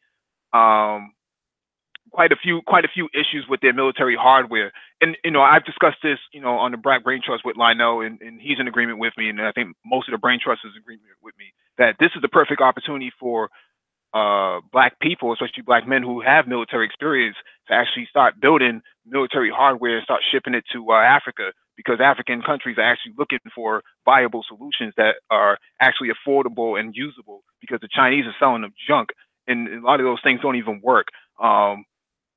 And so their only real reliable partner actually becomes Russia. Yeah, I agree with that. Of course, there's been numerous reports with China dumping the things they can't sell to Australia, Europe, or America due to standards that they're not going to sell to their own Chinese people, that they'll dump off onto African countries. Case in point, toothpaste that's way expired, baby pampers that have been repackaged that's not feasible, and T-shirts with a high amount of formaldehyde in it. that will, it's not good that you can't dump off one to these first world countries. And if they do that, what makes you think that they'll turn around and then give or sell an African country superior grade military when they're trying to, you could say, take over certain parts of the country due to the Belt and Road Initiative, just like they did with Sri Lanka when they took over Sri Lanka's base that they couldn't pay back the loan. So they're not going to give another country that they're in superior military grade machinery, that if that country on a whim say, well, we don't want you in our country, we have these guns to put in your face and tell you to leave. No, they're not going to do that. So I agree with Mike that a lot of black men that have been in the military that have this expertise of working on planes and jets and helicopters, we have already been trained. Use it. Mm-hmm. Yeah, absolutely. And it's an industrial complex that, although I know there's some moral issues with it, but Africa needs weapons. They need hardware, and unfortunately they're buying all this cheap Chinese junk that doesn't even work on the battlefield, which is a shame because they're being swindled out of their money. And like I said earlier, we could be developing APCs for them. I know that we covered this on the Black Brain Trust before, but there's actually a black military company in South Africa. I think it's all female that does battlefield communications equipment. So it's an all black female military companies down there in South Africa that does that. There's not a whole lot. Now, somebody in the chat just posted a comment. Epic. He says African countries need to become a military-industrial complex to produce their own weaponry. Well, the problem is they don't have infrastructure. You don't have a lot of running water. Yeah, you don't have a lot of fiber optics capabilities. That's hard. Well, the thing is it's more things like not just that, but nuts, bolts, screws, pegs, wire, all the little things you have to have for just to make machines and weapons. Okay, electricity. You can put up a factory that actually do all this stuff, but actually all the parts that need to go into weapons or anything advanced comes from like hundreds of different little companies. It's not built up yet. Right. They don't have a supply chain. They don't have a supply chain. They don't have a supply chain. Yeah. Right. There's a lot of manufacturing facilities that came from GM and Ford over the years since the 2008 crash that are not being utilized right now, that are going for pennies on the dollar. We could actually be taking over those industries, those facilities, to create the industry for Africa and start exporting, armored personnel carriers, MRAPs, all types of, cyber warfare capabilities for Africa. What happened in Libya was a tragedy. That should never have happened, but no African country had the capability to even respond. I watched the interview with Jacob Zuma, who's the president of South Africa, who said himself that he was on the flight up to Libya to help broker the negotiations with Gaddafi. Yeah, but they're the one that abstained when they could actually stop the whole when they were on the Security Council. They could have voted no for the no-fly zone, and they didn't. Right, and in Nigeria actually participated in that as well. Now, there's a bunch of African countries that did not like Gaddafi. Okay, so there's plenty of blame for that to go around, including the Russians and the Chinese. But it is what it is. Basically, I don't think they thought that France and Britain and the United States would go as far as they did, but it was their bad. But there's plenty of blame for that to actually go around. It wasn't just all on the evil United States. Everybody was actually in on that shit, including the African countries. Yeah, a lot of people like to bash Obama and say, Obama was behind AFRICOM, he was behind this. AFRICOM was way before Obama was even a senator. That was long in the making. If you did your reading, your research, that was long before he became a senator. So he had no say in any of that stuff. But most African countries, especially below the sub-Sahara, were guilty of partaking. Oh yeah, yeah, yep. Oh yeah. In fact, we knew that a lot of African countries didn't like Gaddafi. That's that inter-African war com competition, including Kenya. Okay, Kenya is one of them.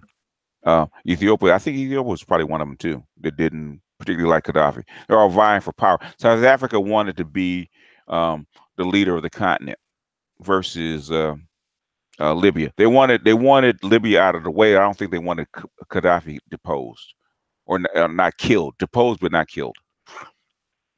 Mm-hmm. But and that actually brought Putin go back ahead. to. Go ahead. I was just going to say that actually brought Putin back to power because he wasn't in leadership in Russia at the time in 2011. Yeah. So that brought him back to power in 2012. Mm-hmm. To make sure that this doesn't happen again under Russia's watch, because the agreement was that Gaddafi would be exiled into Moscow as a form of agreement that they that the NATO doesn't attack. And overnight that took place under Medvedev, who was the president of Russia at the time. Yeah, yeah. Epic. Do your homework, man. Don't come in making wild statements. Okay, U.S. and the European currencies would not have been obsolete. All right, let's stop being silly.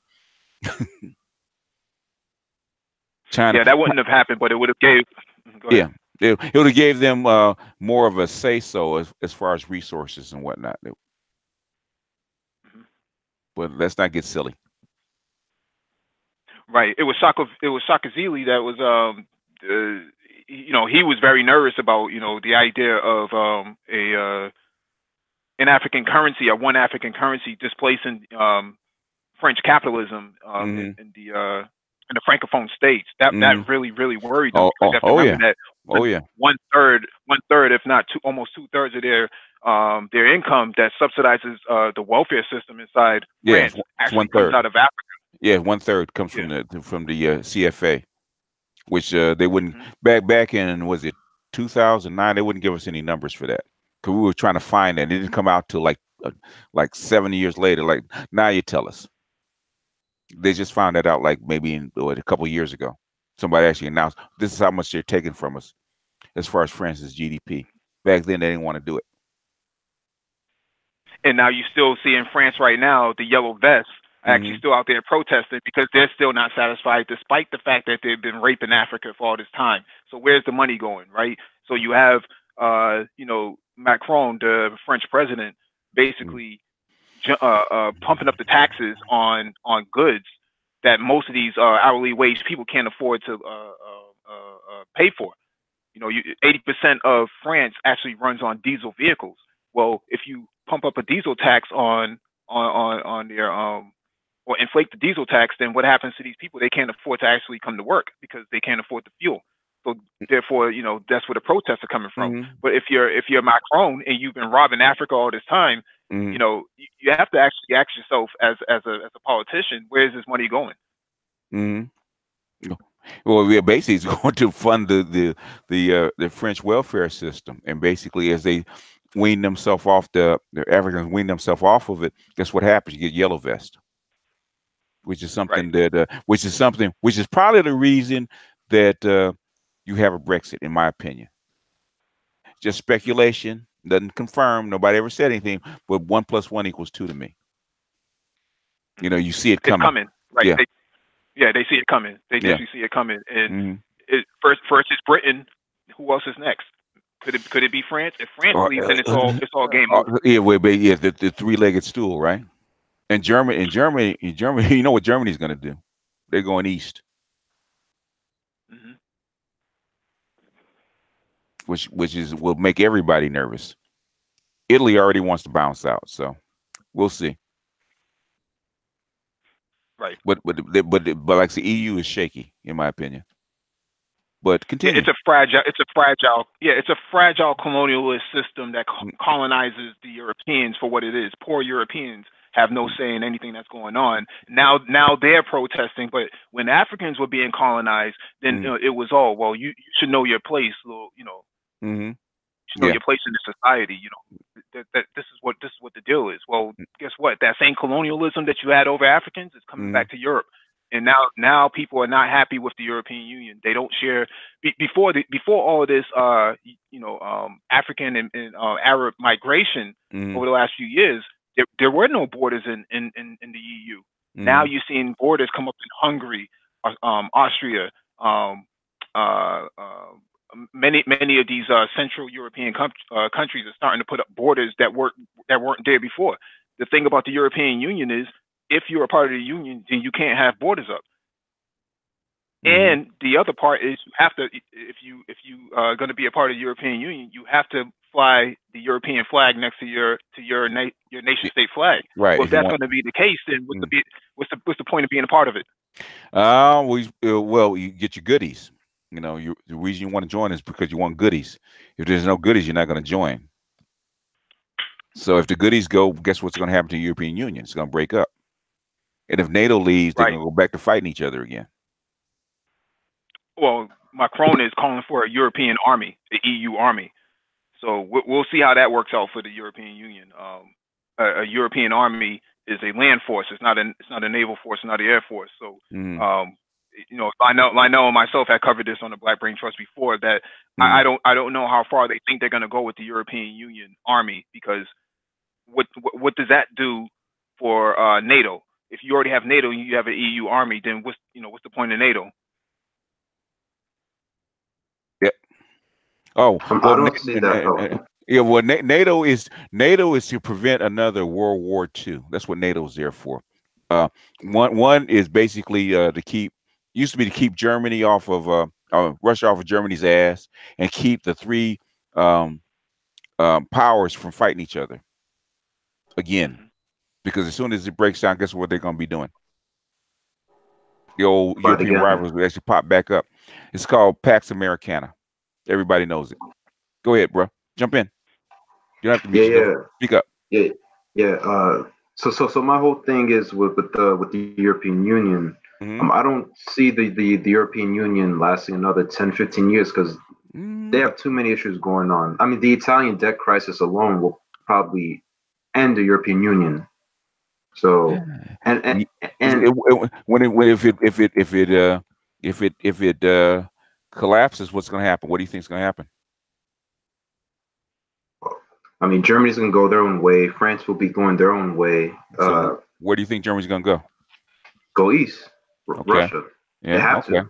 I mean, it is dependent on their national security, because they don't want to fight another war with Russia. So I guess their best bet is to go east. Well, you know why? You know why Germany fought Russia for so long? You know why? Resources? They wanted the... Nope. Who was in charge before? The Queen, right? The czars, right? The czars were Prussian. Right. The czars were Prussian. White Russians are Prussians. Who took over? Who took over?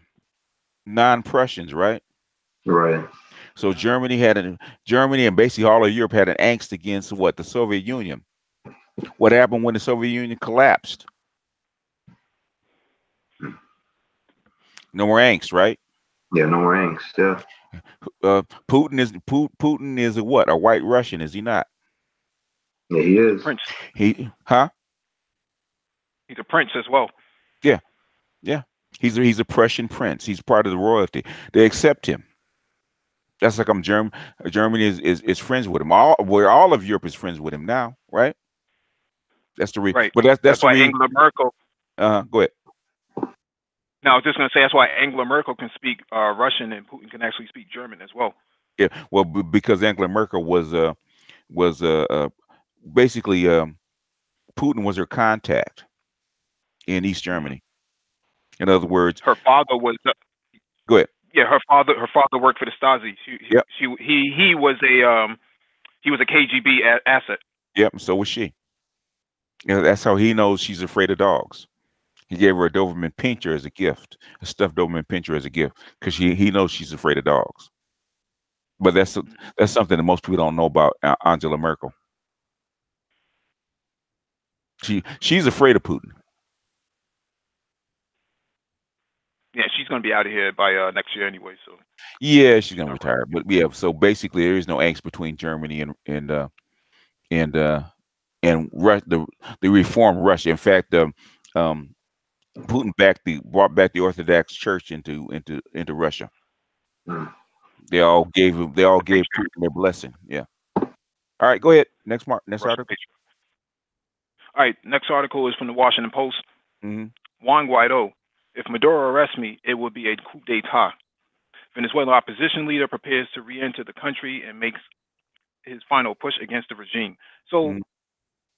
what's happening here is that there's an arrest warrant out for Juan Guaido, the opposition candidate who's supposed to be the appointed president of Venezuela by the United States. Backstory: Juan Guaido actually graduated from George Washington University and has been a CIA asset for quite some time. So he's a millennial, and he's very well groomed by the CIA. However, he's very nervous as well because going back into Venezuela means that he could possibly be detained and put in jail. John Bolton last night said that if Guaido is actually arrested, then there will be consequences against the Venezuelan state, up to military intervention. So all options are on the table. He walked into the airport and got in the cab or got in his vehicle, and he hasn't been touched. So we'll see how this play out over the next few days and next few weeks, because he's not getting a whole lot of support, international support at all. Africa does not support Juan Guaido. Most of the Caribbean is not supporting him. Barbados, Dominican Republic, none of them are siding with him at all. Mexico doesn't recognize him. Cuba has been keeping tabs on him. He's not a very popular or liked person.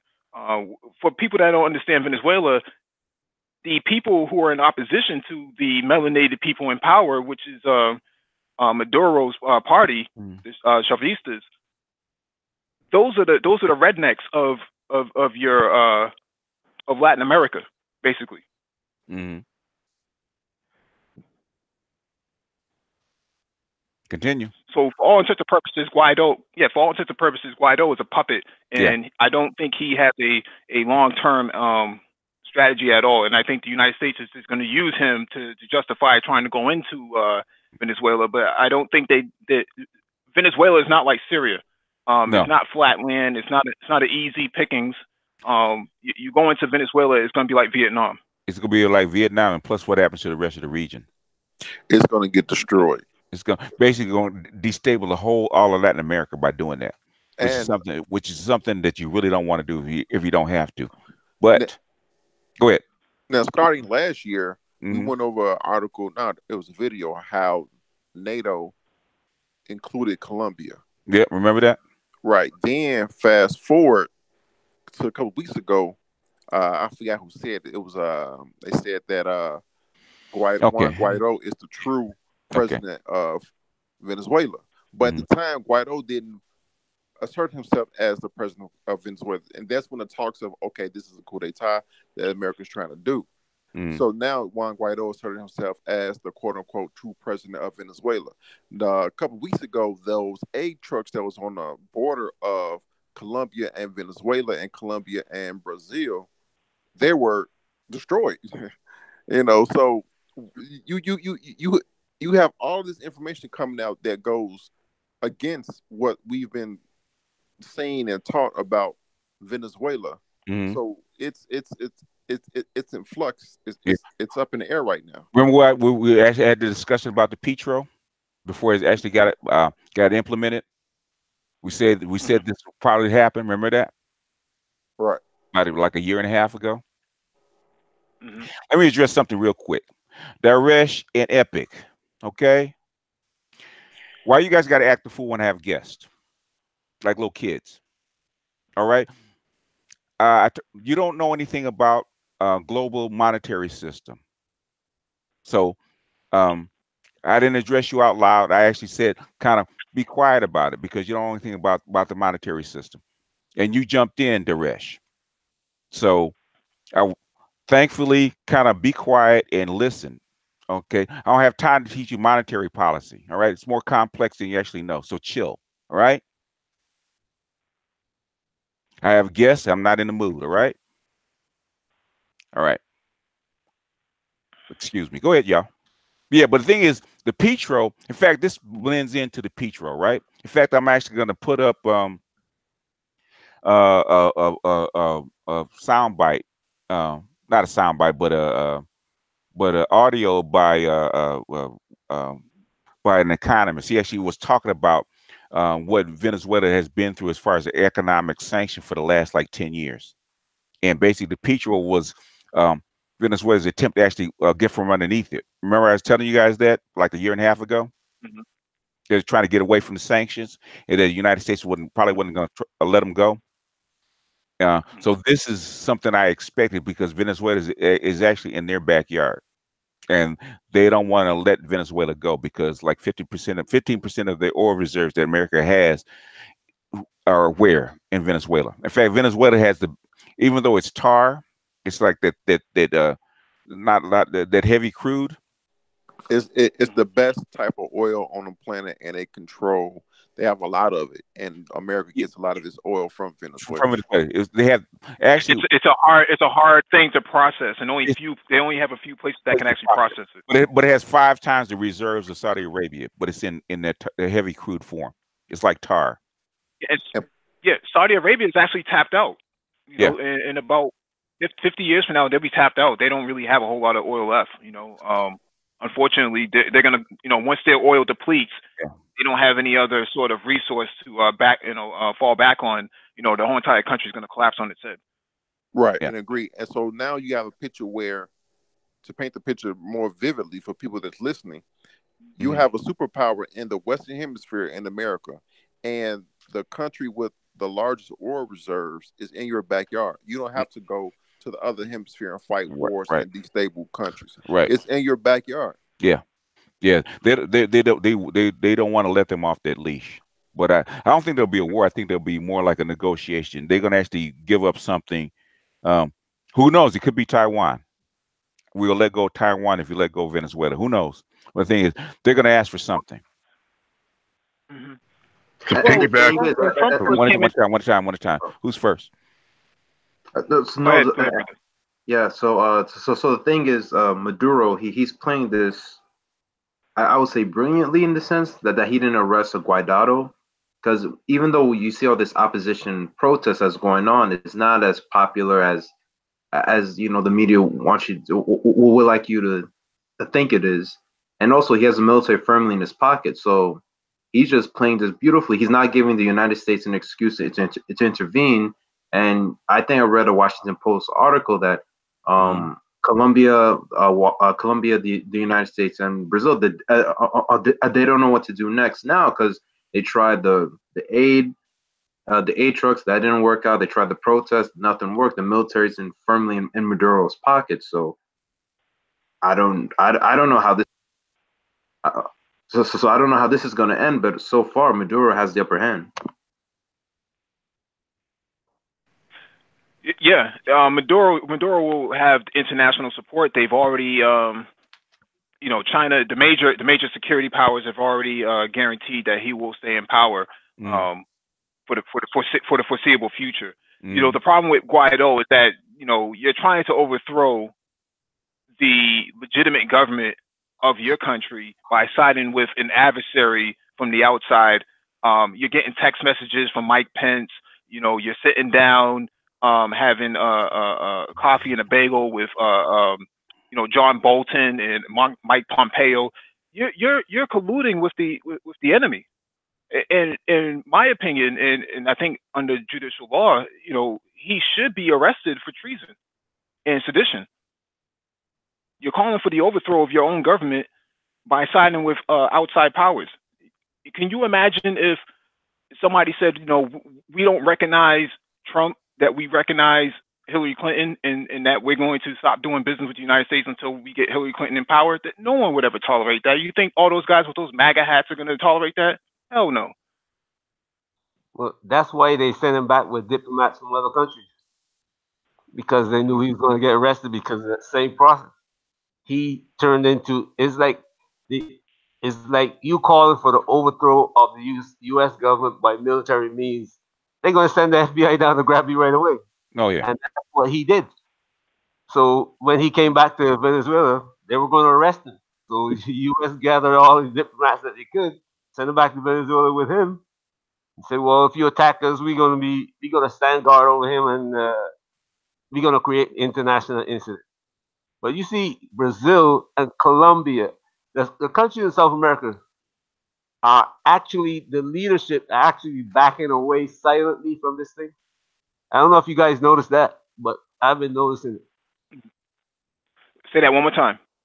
The leadership, the guy in Brazil, the guy who just got Oh, elected, Bolsonaro. yeah, Bolsonaro. he's been silent um, lately about this whole deal, especially after the violence on his border, on the Brazilian border and the Colombian border. He has said nothing at all. He didn't come out and say, "Well, Venezuela did this, and we are going to hold you responsible," or anything. The only people who are talking is the U.S. government. Well, initially, when Bolsonaro was getting into power, he had said that he was going to invade Venezuela. He openly said this.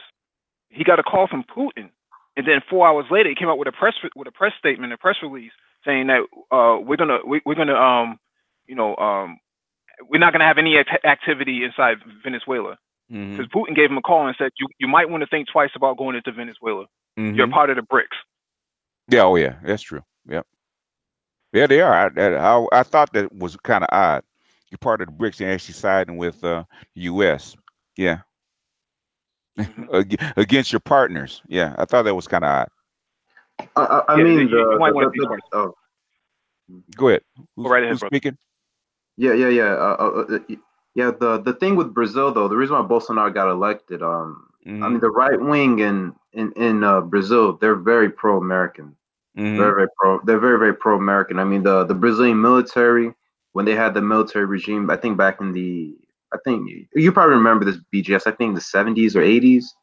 Like they were really close. They were really close with the United States and like clamping down on leftist groups all over South America. So Yeah, Bolsonaro, but you entered into an agreement with the BRICS with Brazil, Russia, India, and China. Okay, you were part of the BRICS. You can't go against your partners, can you? Either you're going to divest from them, or you're going to ride with them. Which is it? and that's very true because Brazil's going through tough economic times. They can't afford to go against Russia, India, and Exactly. China because if they lose those economic ties, then the shit would get worse for the Brazilian economy. Well, the thing is, yeah, you have all these complex deals that you have with China and Russia and all that kind of stuff, right? And you're gonna squander it through what? Get back with the United States? You should have rolled with them in the first place, right? If that's what you wanted to do, what did the United States do for you? Nothing really. So that's the United States is go ahead. actually. No, I was just going to say that the United States is actually offering. I think it was under Mattis. Mattis wanted Brazil to actually join NATO. Oh, put a oh document my on the table. God! Oh my goodness! Okay. Yeah, which is why Mattis is out now. Mattis had put a document on the table for Bolsonaro that when he comes into power to actually join NATO. So, how's that going to play out? In the United States, yeah. United States was going to get 2 military bases, one in the Amazonias and one on their Pacific coast. Okay. Colombia, and then Venezuela, huh? Yeah, but the generals. And there's talks about Nigeria joining NATO as well. So. Huh? They want Nigeria to join NATO too? Yeah, there's talks about Nigeria joining NATO. Wow. Okay. But Mike, they're dividing up the word. They're choosing sides. Go ahead, D. Didn't the generals say no to that? And even the last, yeah, the generals in Brazil said no to the U.S. on Brazilian soil. Right. So that's what. But they also got a new aircraft carrier from the British. So that's a part of that whole entire complex. What they're trying to do is turn NATO into the UN, replace the UN with NATO, a military power. Well, basically, what they turn NATO into, basically, you're dividing up the world, basically. So, in other words, the BRICS, the SEO, where Russia and China, the master blaster on one side, and then NATO underneath the guise of the old American hegemony on the other. In other words, it's time to choose sides. So since you're in our backyard, it's time to choose sides. Put a NATO document on the table. It's like, okay, either you're with us or against us. China already saw these moves coming. That's why Brazil is in the BRIC. Well, yeah, but the thing is, but just like anything, papers or documents actually built to be torn up, right? If you change sides. Correct. So the thing is, that's like a Putin had to call. Are you with us or against us? Like Mike said, you're part of the BRICS. If you're not, then you're not. Brazil is. They told you think twice. Think twice. In other words, basically, an army doesn't shoot behind them, do they? They shoot in front. Are you behind us or are you in front of us? Which one is it? Which is why Venezuela is such a problem. The United States has never faced this problem before since Cuba. Right, the missile crisis. Missile crisis. This is the new missile crisis, which is Venezuela. Well, they actually gave Maduro actually gave the two islands outside of Venezuela to Russia. Wow. And okay. Russia plans on militarizing those islands. Russia's latest cruise missile, you know, Lionel and myself had covered this before. A supersonic missile can actually reach the port of Miami in a matter of minutes.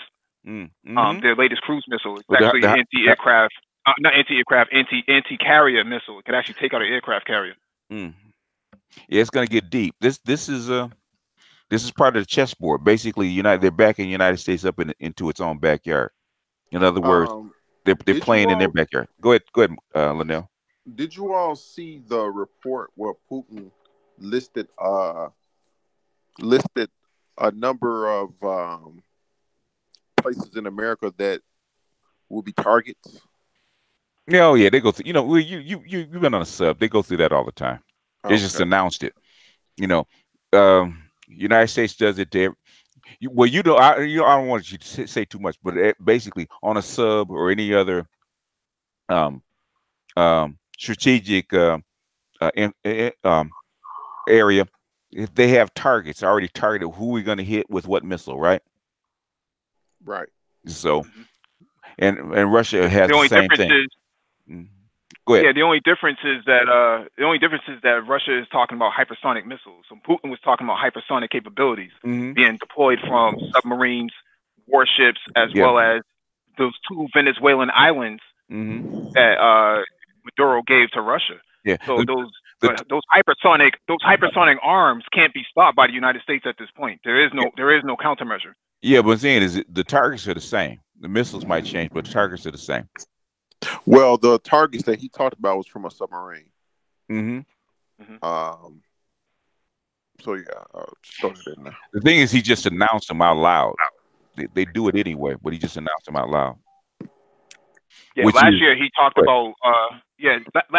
about targeting all of the United States satellites. He had said it in a speech last year. I think speech that he had this year. Yeah, the Chinese actually threatened that back in 2006, targeting United States satellites. Back in 2006, they threatened that when United States made a fuss. I think it was a fuss about Taiwan. They told them we have your satellites targeted back in 2006. So the Chinese actually shot one of their own satellites to prove that they could do it. Yep, to prove as proof of concept. Yep, exactly. Yeah, you in it? Were you in at that time? No, I was out of the military, but I have people in the military that, and the latest one going is my son. Yeah, yeah. I probably have the article in my database someplace. Just too lazy to look it up about the at the same time that they had that sub come up.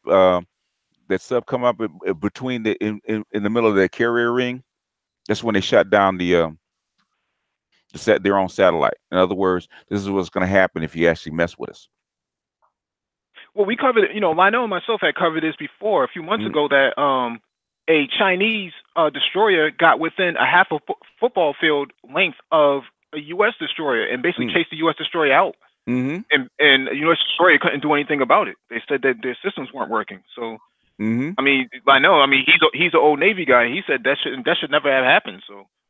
Yeah, right. Things change. Technology change. Things changes. Yeah, things change. Go ahead.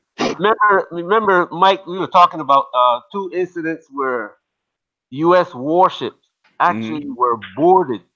This guy, Florida Marquis, the way he laid it out, the way I saw it when he laid it out is like, how could something like that happen? And when he said they looked like the ships were boarded by somebody, because he said these guys were peeing in bottles, and nobody does that. I mean, even on exercises where you have little or nothing, people don't pee in bottles on deck. You understand? And he was telling you these stories about what was going on the ship, and it looked like somebody boarded that ship. Who did? Nobody's talking. But that ship that the Chinese were chasing, that's off the Philippines. Oh, right around those islands, huh? Those artificial islands, yeah. Yep. This is go ahead. I mean, remember the last incident, the USS Donald Cook, when the Russian fighter jet with the electronic modules on there had basically launched a cyber warfare attack against the USS Donald Cook, and they said all their radar systems were offline. They couldn't even react if they wanted to. They were sitting ducks. This was in the Black Sea. Oh yeah. Basically,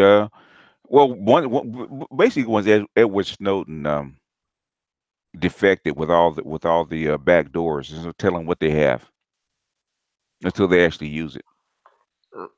From what I see, from what I see, from what I see going on, like there are always 2 of these guys. I want to know where's the second guy at, because there are always 2 people. Snowden was one, and I'm looking at the disappearance of Malaysia Airlines, and from the time that airplane disappeared, I said somebody was on that airplane. Could be. Somebody was on that airplane. Oh, the one that headed to China that got shot down? Yep. Somebody was on that airplane. So things don't happen. People always do. From my military experience and from watching the military, work since I got out of the military, there's always two things. They don't do these things because somebody's always going to get caught. At least sometimes one person will get caught, and they lose all of that time that they invested, the time and money that they invested in doing this. So there are always 2 of them. Yeah. But they didn't get the main monkey because he escaped. He slipped right through their fingers. He can never leave Moscow though. He can't. And plus the other key thing. Oh, sorry. Who's first? Go right ahead. Go ahead, Zoe. Yeah, and the other key thing is, like, with all this cyber warfare talk, I think even the Pentagon admitted that Russia, China, and I think even Iran is like light years ahead of the United States in regards to cyber warfare, and that our electricity grid and our whole internet structure is basically vulnerable. That if there is a cyber attack, that the country would be shut down within hours. That's or minutes. They're stuck and they get more damage. Go ahead, Mike. Well, I was just going to say to Zoe's point, they're not light years ahead of the United States, but they're one for one. They're one for one in terms of cyber warfare capabilities. It's easy to develop cyber warfare officers and cyber warfare strategists because they don't require a whole lot of fitness tests and things of that nature. Most of those guys are already nerds, so it's just a matter of getting them the equipment that they need and mapping and letting them run their own game. That's usually how cyber warfare capabilities work. And there's a lot more of them than there are of us. Yeah, because the Chinese, they going have on like a complex whole design. team. That they have like a whole. I think they have like 1 million people. You know, that was 13 years ago. What do they have now? It was 2005, they had 1 million. What do they have now? Probably 3 million. Oh, Yeah, go ahead, Mike. cyber warfare is a part of it. Yeah, cyber warfare is a part of their whole entire military not fitness, but military practice. So Yeah. everybody who comes into the military learns cyber warfare capability. Yeah, they have a whole entire division. They have a whole entire brigade just dedicated to. more than that. They have 1 million hackers, man, for the PLA. That was back then. They probably have double that now. No, it's an entire military. No, I mean a whole entire strategic team just dedicated to certain aspects. Well, a whole unit, man, like 2 million people. So damn near a whole city, nothing but hackers. Yeah, because when they run their attacks, they run them in multiple operations. So one guy gets in, then another guy takes over. He captures another flag, and another guy comes in behind him. So they run multiple shifts, and they have multiple people that jump in and jump out. Yeah, that's how they run their. This is before Snowden and the back doors. They're actually doing it by damn near brute force with enough people. Now Snowden, it just made it a lot easier. Excuse me. But they also do a lot of force. They also do a lot of. They don't attack. The Chinese don't attack. Don't do direct attacks. Like when they broke into the Social Security system, nobody knew it. When they broke, everywhere that you have that people in America have information stored, they go into these systems and they store here and there and here and there, and they put the whole thing together. The NSA built a whole lot of. Mike probably can talk about it now. They built a whole lot of backdoors into all these systems. That was the problem. NSA built a whole lot of backdoors into all these routers, all these systems. All the research had backdoors in them, and basically, Edward Snowden got away with all the keys. Go ahead, Mike. Well, I was just going to say that we covered an article about Apple a few weeks ago. They have Chinese hackers inside. Chinese hackers performing espionage inside of Apple, which is why they had to shut down their autonomous car division. Oh yeah, I remember that. Everything was junk now. And it's also the Chinese basically have all the. I'm sorry, Mike. Go ahead. Hey, what's going on, Complex? What's going on, Complex? Good. What's going on, gentlemen? What's going on? One of the problems that we have is that everything is made in China. When are you going to make the brain of your computer in China? What do you expect? Even your next generation 7-nanometer chips and 5-nanometer chips will be made in China. Go ahead, Complex. Well, I think Mike was on a point. I'll go ahead and defer to him. Okay, go ahead, Mike. No, I was just mentioning that Apple's autonomous car program is actually offline because of the Chinese espionage. So China's cybersecurity espionage, industrial espionage operations are very, very strategic. And if somebody can mute themselves in the background, there's a lot of feedback coming. China is very strategic. Go ahead.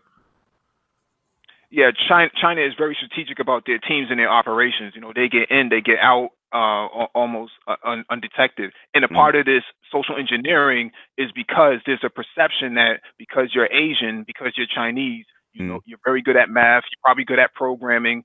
We'll hire you for any job, things like that. And that's how these guys get in. They prey upon the stereotypes about Chinese people and about Asians being very smart and being very intellectual. That it allows them to get into certain. There's a lot of feedback coming from somebody on the Hangout. Please mute yourself if you're not talking. Unless it's Complex. He's the only one. The other person is open. Go ahead.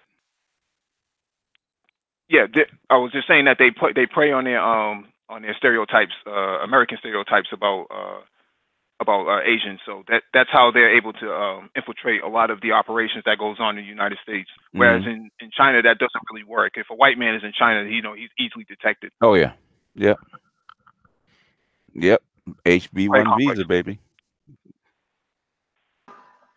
And also I think the other thing too that China and I think BGS has talked about this too, and Mike as well, is like AI. Like the Chinese really want to dominate the AI market, like, and that's like making Washington shit their pants, because if the Chinese dominate AI, they'll have a major advantage over the United States and plus the West too. They already do, though. Yeah.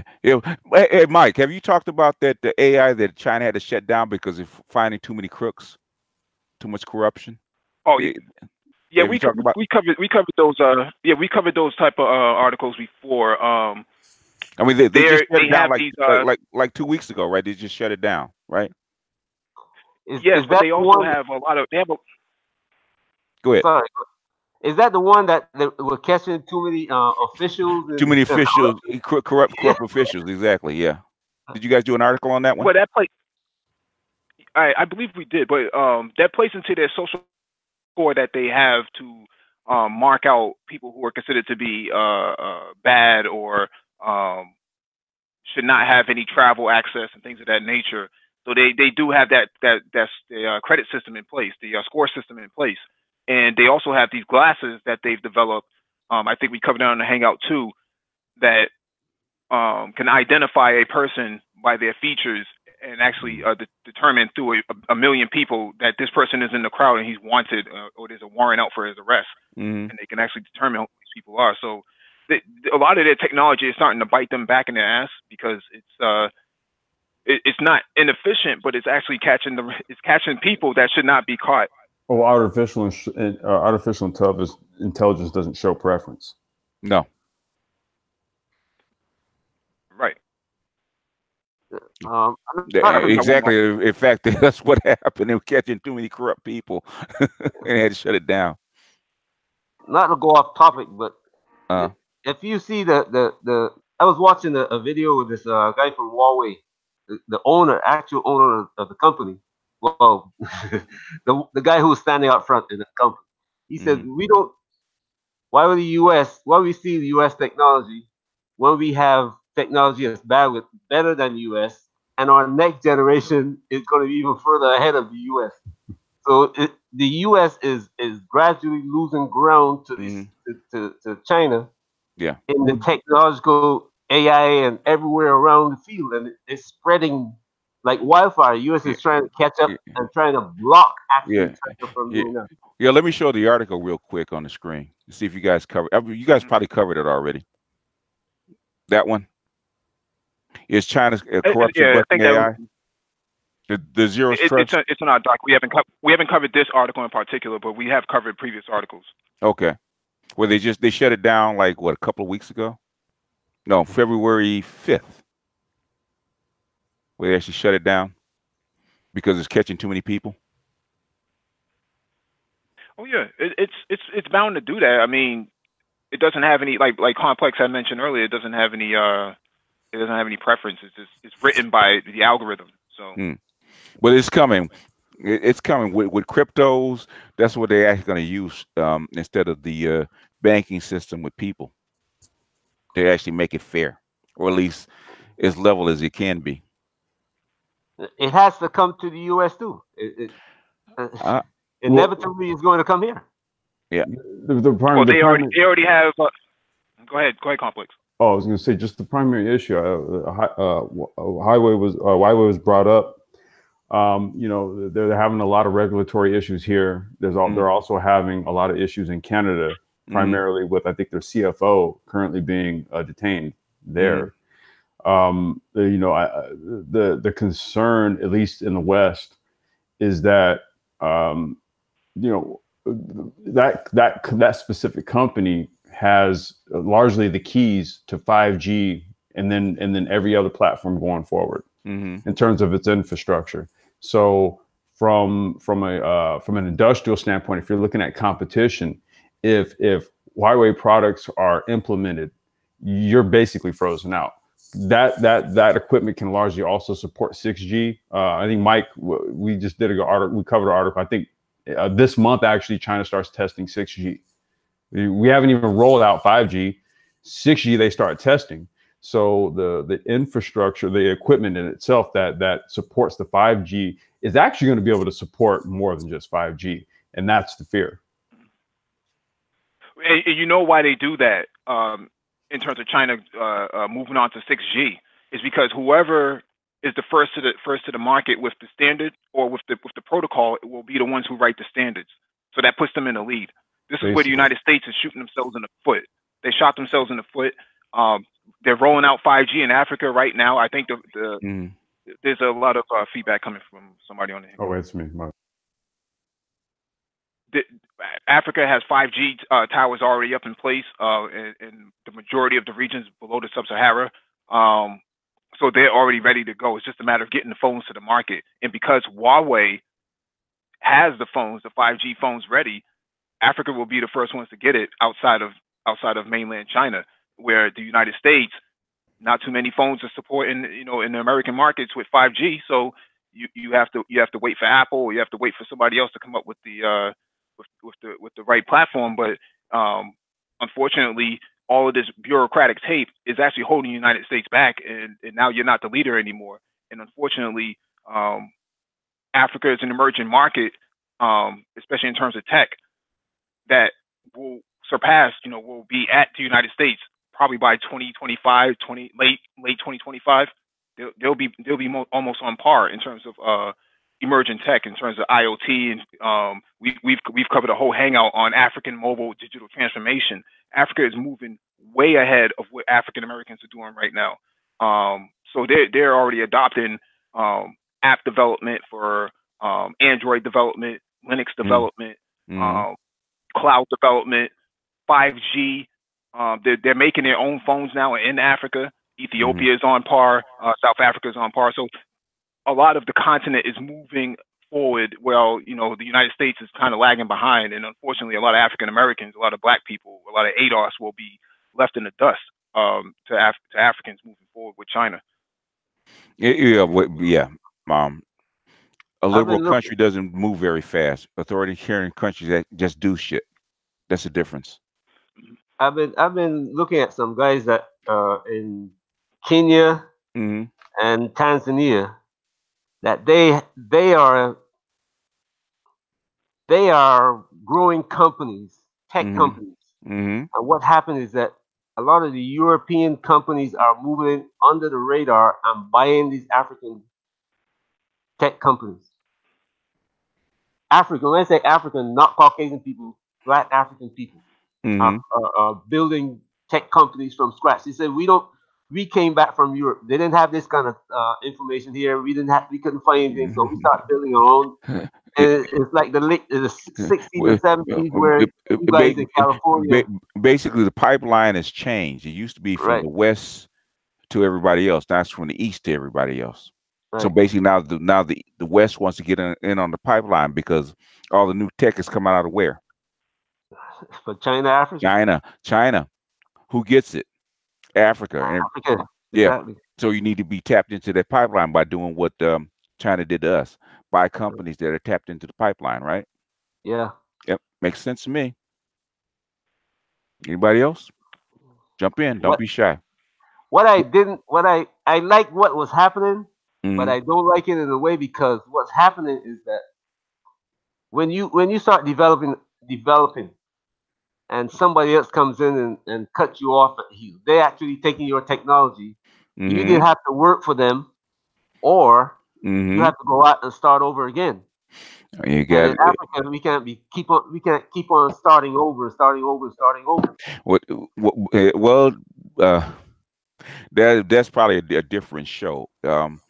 Where's Africa next to? Well, it's closer to China than it is to Europe. No, it's right across from where? To Europe, right? Europe, yeah. So why would Europe want to develop their rival? Well, to keep the migrants from coming in. That's for one thing. Now, yeah. I'm talking about back then, before China moved in. You said, why would they?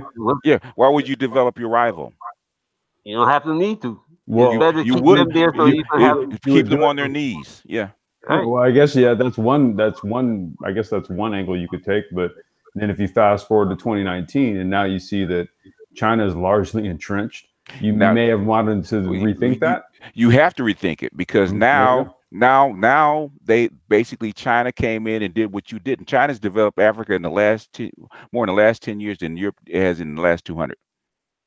It's not unintentional. Now you don't have a choice because if you don't get in there on the ground, guess what? You're gonna be locked out. You're gonna be locked out with on a continent that's gonna be like 4 billion people in the next 80 years. Yeah, they miscalculated. Yeah.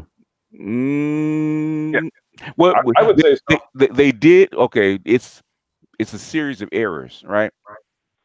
In other words, it with a little bit of hubris, a little bit of miscalculation. Quigley actually told them this back in 1965, but they didn't believe him. It's called Western hubris. We think we can control this. Now, you look 40 years later, you can't. Cat's out of the bag. You can't put it back into the bag. How could you account for artificial intelligence and things of this sort 40 years ago, 50 years ago, 60 years ago? The thing is, what Quigley told them about civilizational rotation, right? He told them. It's actually in the book. Actually showed the chart where he said, if you allow them into the civilization, the pattern is it always goes to the fringe. As long as if you cut the fringe off of the United States, basically you can hold on to Western civilization. If you allow China in, the fringe will actually the fringe actually go to them. All the technology will actually start to flow that way. Exactly what he said happened. Exactly as he said. To your point, BGS. To your point, BGS, we covered an article. To your point, BGS, we covered an article before the end of last year. There's some feedback. Please mute yourself. China actually had an emergency meeting in July of 2018 with all the high-ranking military brass in Africa. They're forming their own China African military bloc. All 50 out of 54 countries, at least 51 of them showed up to the table with China and basically signed deals that you're going to be in alliance with China from a military perspective. So China has formed their own African NATO as a bulwark against the actual North Atlantic Treaty Organization. Of course. In exchange for that, you have a billion soldiers on the ground ready for war. I don't know how the United States thinks they're going to counter this. I mean, you have military bases here and there, and it's too late. They can't. It's too late. That horse is already done. United States' biggest mistake was doing what? Going into Iraq and trying to trump China. The first mistake, Quigley said, was actually allowing Nixon going to China, allowing them in. The second is actually being greedy and actually putting technology into China because they wanted to make money. Those are no-nos. Quigley said those are no-nos. They did it. They did it anyway. Guess what happens? This is a result. In fact, I just showed this to somebody. Let me pull up my PowerPoint real quick. I actually show you. This is actually Quigley's chart. It's actually Quigley's chart, and actually I show this because I was shocked that he knew this. This diffusion of demographic cycle, right? Everything that he said came true.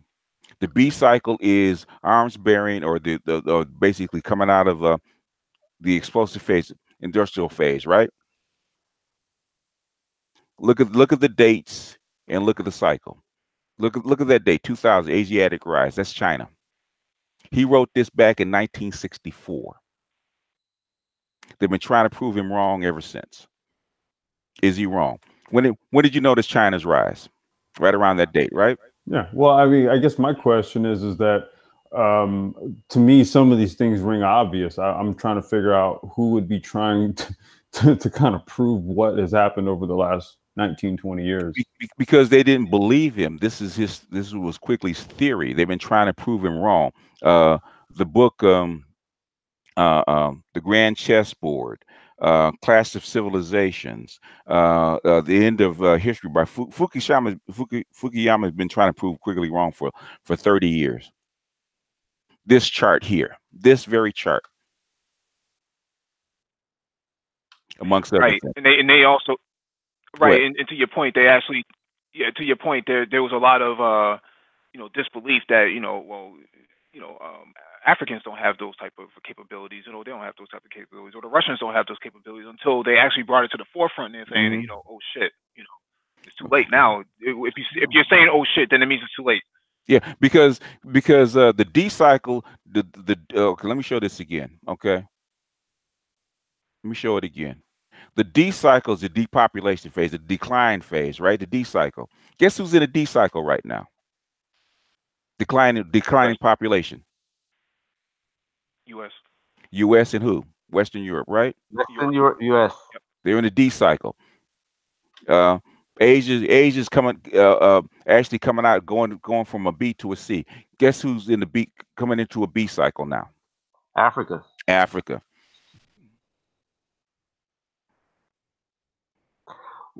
Where does South America stand in this cycle? Look at their population. Look at their population. Are they in an explosive phase right now? They're probably not. The fertility rate for Africa is, the average is what, 5? That's a beast. That's a massive B cycle, which is scaring the shit out of everybody. That's how come they didn't want them to have infrastructure and technology, because the only thing that keeps Africa down as far as what population is, what the babies don't live, right?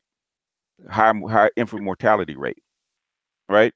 What happens when you have infrastructure and the babies start living? What's going to happen? Population growth. Population growth. Population growth. Population boom. Right across the Mediterranean from you, which is why you never developed the continent, or tried not to. China is the wild card. Well, that's what's amazing to me, and why it's just sort of like well, I don't necessarily share the same view as the European in terms of Western dominance, because okay, yeah, if you want to do that to stave off a population boom on the continent of Africa, okay, but you still have other melanated races still migrating into your nations, right? While you still have a population decrease, where you have a decreasing birth rate. See, so it's sort of like the writing was on the wall on like 3 of the 4 walls in the room, right? But you just tried to pay attention to the one that didn't have any writing. To hold on power, you're going to do everything necessary, which is try to import people and do what? Socialize them to be who you. That's what they've been trying to do. That they actually talked about that in one of my videos. About, in fact, there was a guy from was it Princeton or Yale? Yale actually gave a talk on that in 2001 or 2. They actually published an article about them importing like 700 million people from elsewhere to actually bolster their numbers. Right. If I could, I'll actually dig it up and put it in the comment section. Yeah, but even with that, somebody's echoing. Yeah, but even with that though, oh, sorry. Say what? No, so I was gonna make a chat from. Go ahead, read it. Hold off for 1 second. Mark Easterling says, "Let me ask you guys this question: do you think the next world war will be fought over control over Africa?" Yes and no. So the U.S. has set up a lot of military bases in Africa and a lot of military operations and biological warfare centers inside Africa. However, there's no way for them to maintain Africa. They could barely maintain the Middle East, so they have no interest. Oh, not so much that they don't have interest, in my opinion, but based on the past incidents that's happened in the Middle East, they really don't have the capabilities or the willpower to actually hold Africa as a continent. Yeah, they've been Syria, Iraq, Afghanistan was different. Yeah, they tried that. Immediate focal point in South America. Yeah, they tried AFRICOM. Was it starting in what 2000? What actually 1999? But then they tried to officially ramp it off with that whole Coney 12-12 thing, where they tried to get into the Congo. They were trying to. Basically, they were trying to put AFRICOM on a base in an African country, right? It's in Germany. remember that that big ass embassy in Ghana? Yeah, that's where AFRICOM was supposed to be headquartered, but Ghana didn't want to host it.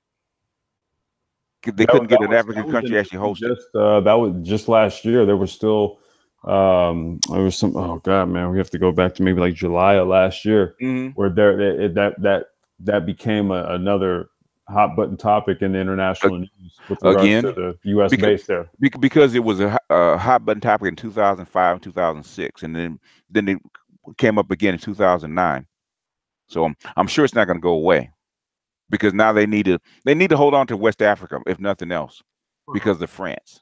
If West Africa goes, France is probably going to go, in my opinion. But anyway, go ahead. They're building a BGS. They're building a I don't know what to call it in Gambia right now. Oh, okay. They're building something in Gambia that is. I mean, the thing is, shoot. It looks like it's about 4 floors, and it's bigger than the Ghanaian embassy. Wow. Okay. Well, evidently Gambia took the money. Gambia took a lot of things.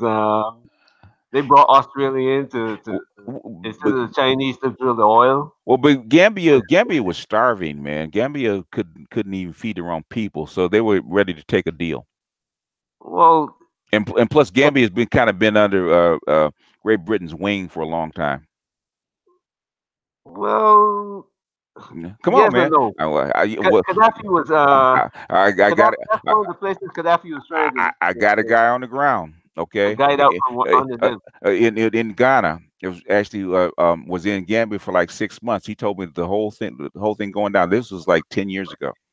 The Gambia it's actually cheaper to fly to Gambia than any place else from the UK. Direct flights like 3 times a day going to the Gambia. In fact, you have a lot of British women going down to Gambia to get pregnant. Yes. I'm serious. I shit you not. I know. I got a place there. Yeah. Oh, you got a place there? Oh yeah. Oh, okay. Well, hey, but it's a very poor country. The guy wants to feed his people. He's willing to do anything to feed his people. I don't blame him. You take the deal. That's why they put Barrow in. Yeah. The current prime minister. That's why they put him in. Yeah. They took him to England. They took him to England. Yeah. And then when his time was right, they sent him back there. Yeah. Yeah, so I'm not surprised Gambia took the deal. We'll see. We'll see what happens if they can build it, but will they allow them to actually arm it or put people in? We'll see. Anyway, we actually got one more. We actually got one more article to go. So let's just go ahead. Jump it in.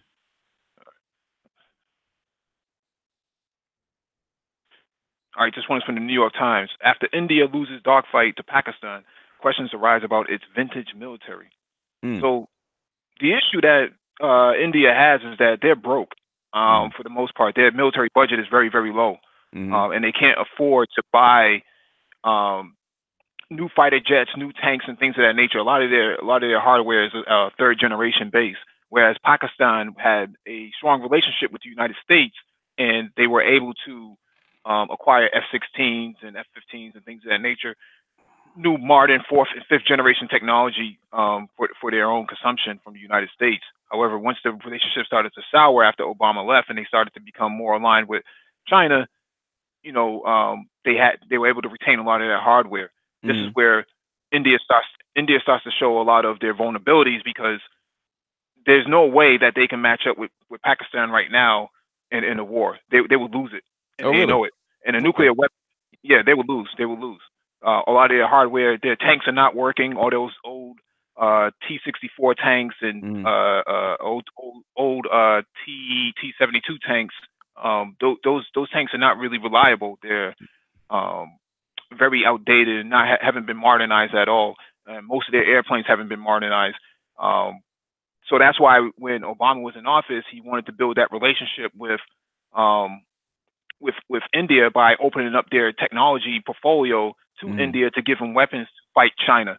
And Japan actually tried to work out a deal with India to establish joint naval bases, one in Japan and one and one outside of India in the Indian Pacific. To take away the I in BRICS, huh? Right, to counter them, right? To counter Pakistan and to counter China, right? So we also covered an article a few weeks ago about China actually giving their first aircraft carrier to Pakistan as a bulwark against India. So now, that's supposed to take place in January 2020. Okay. Yeah, I was going to say, India, what they have is they have IT and they have IT and they have population going for them. So it's like they really don't have much else. I mean, they have a lot of people. They have a robust IT sector, but they don't really have much of a military presence, and they don't really have a global export that's really worthy of any sort of high level security. So I think they're still trying to find their way. Whereas Pakistan is a good threat deterrent. If I'm China, I'm going to hedge myself in terms of my relations with India by backing Pakistan on the low. I can't understand why India is still on the fence though, back and forth. One time they're friend of China, next thing they're wavering toward being a rival. Well, because they're worried because they have it. One at a time. Who's first? Go ahead. Go ahead, Zoe. Yeah, doesn't India have like close relations with Russia? Because I know that they're working with Russia to get like the Su-30, like their own version. I think it's called the Su-30 MKA. I mean, MKI. So it's like the Indian version of the Su-30. So India has like real close relations with Russia. So doesn't that complicate things a bit? Not really, because if they can't afford to buy the hardware, then it doesn't really matter. Russia doesn't give anything away for free. The only difference here is that the United States was going to give away their technology portfolio to, or their military technology portfolio to India, in an exchange that they part ways with Russia as well as China. Stand up to China. Now, that's smart. India so far has purchased the S-400, and Trump said he's going to put sanctions on India. Well, there goes your deal that Obama had already brokered to open up that technology portfolio. So now that deal goes out the window, and it means nothing now to India. So what's the point? I don't understand. He's still going to be speaking with Xi Jinping. Is that this week or next week? To discuss the EV tariffs. Here, I'm almost certain that will come up as well. Well, for the most part, India would have to either talk to Japan about co-developing a new fighter jet, or because the deal with Rafale from France actually fell through because of corruption.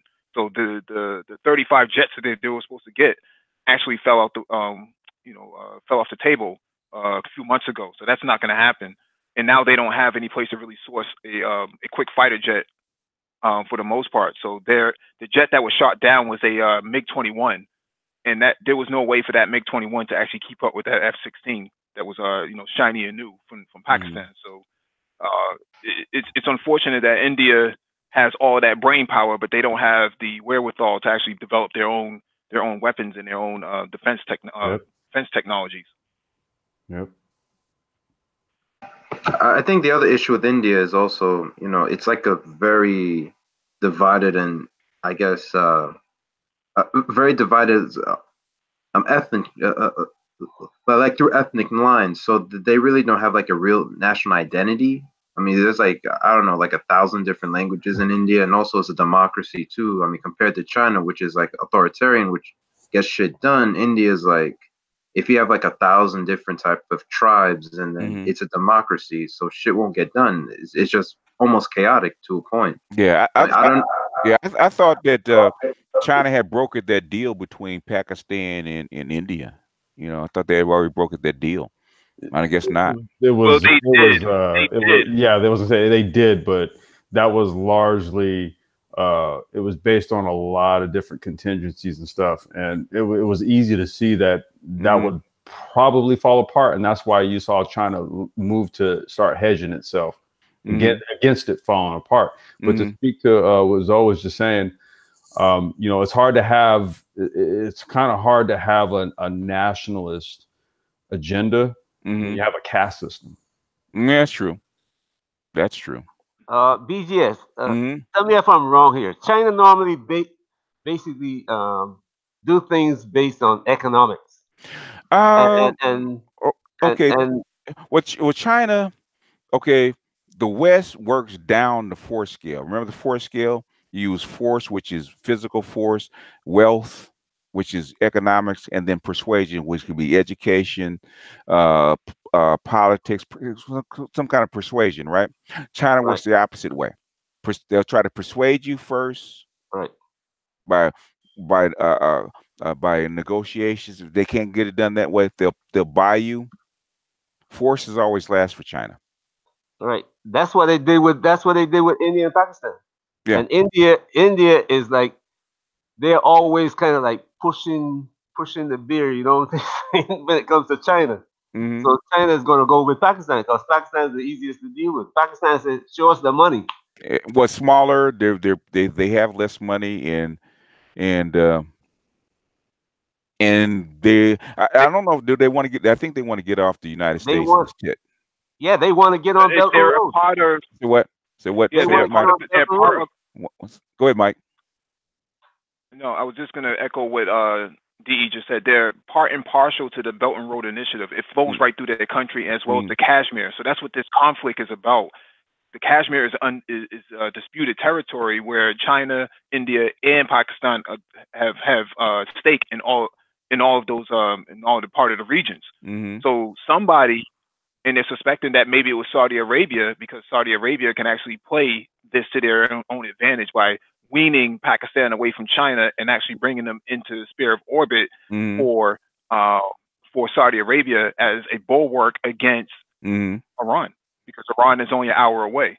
So anything to slow down Iran, anything to cause chaos in the region so that it's not stable enough to do any business works to their advantage. It works to India's advantage as well, because Modi is actually up for re-election in a few months. So he needs something to show his nationalism and how proud he is of the country, so he can take countries to, he can take terrorists to war coming from Pakistan and all this other stuff. But you just lost a jet.